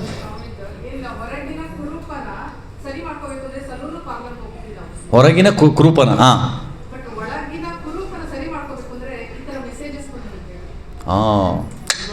ಅರಿವೋ.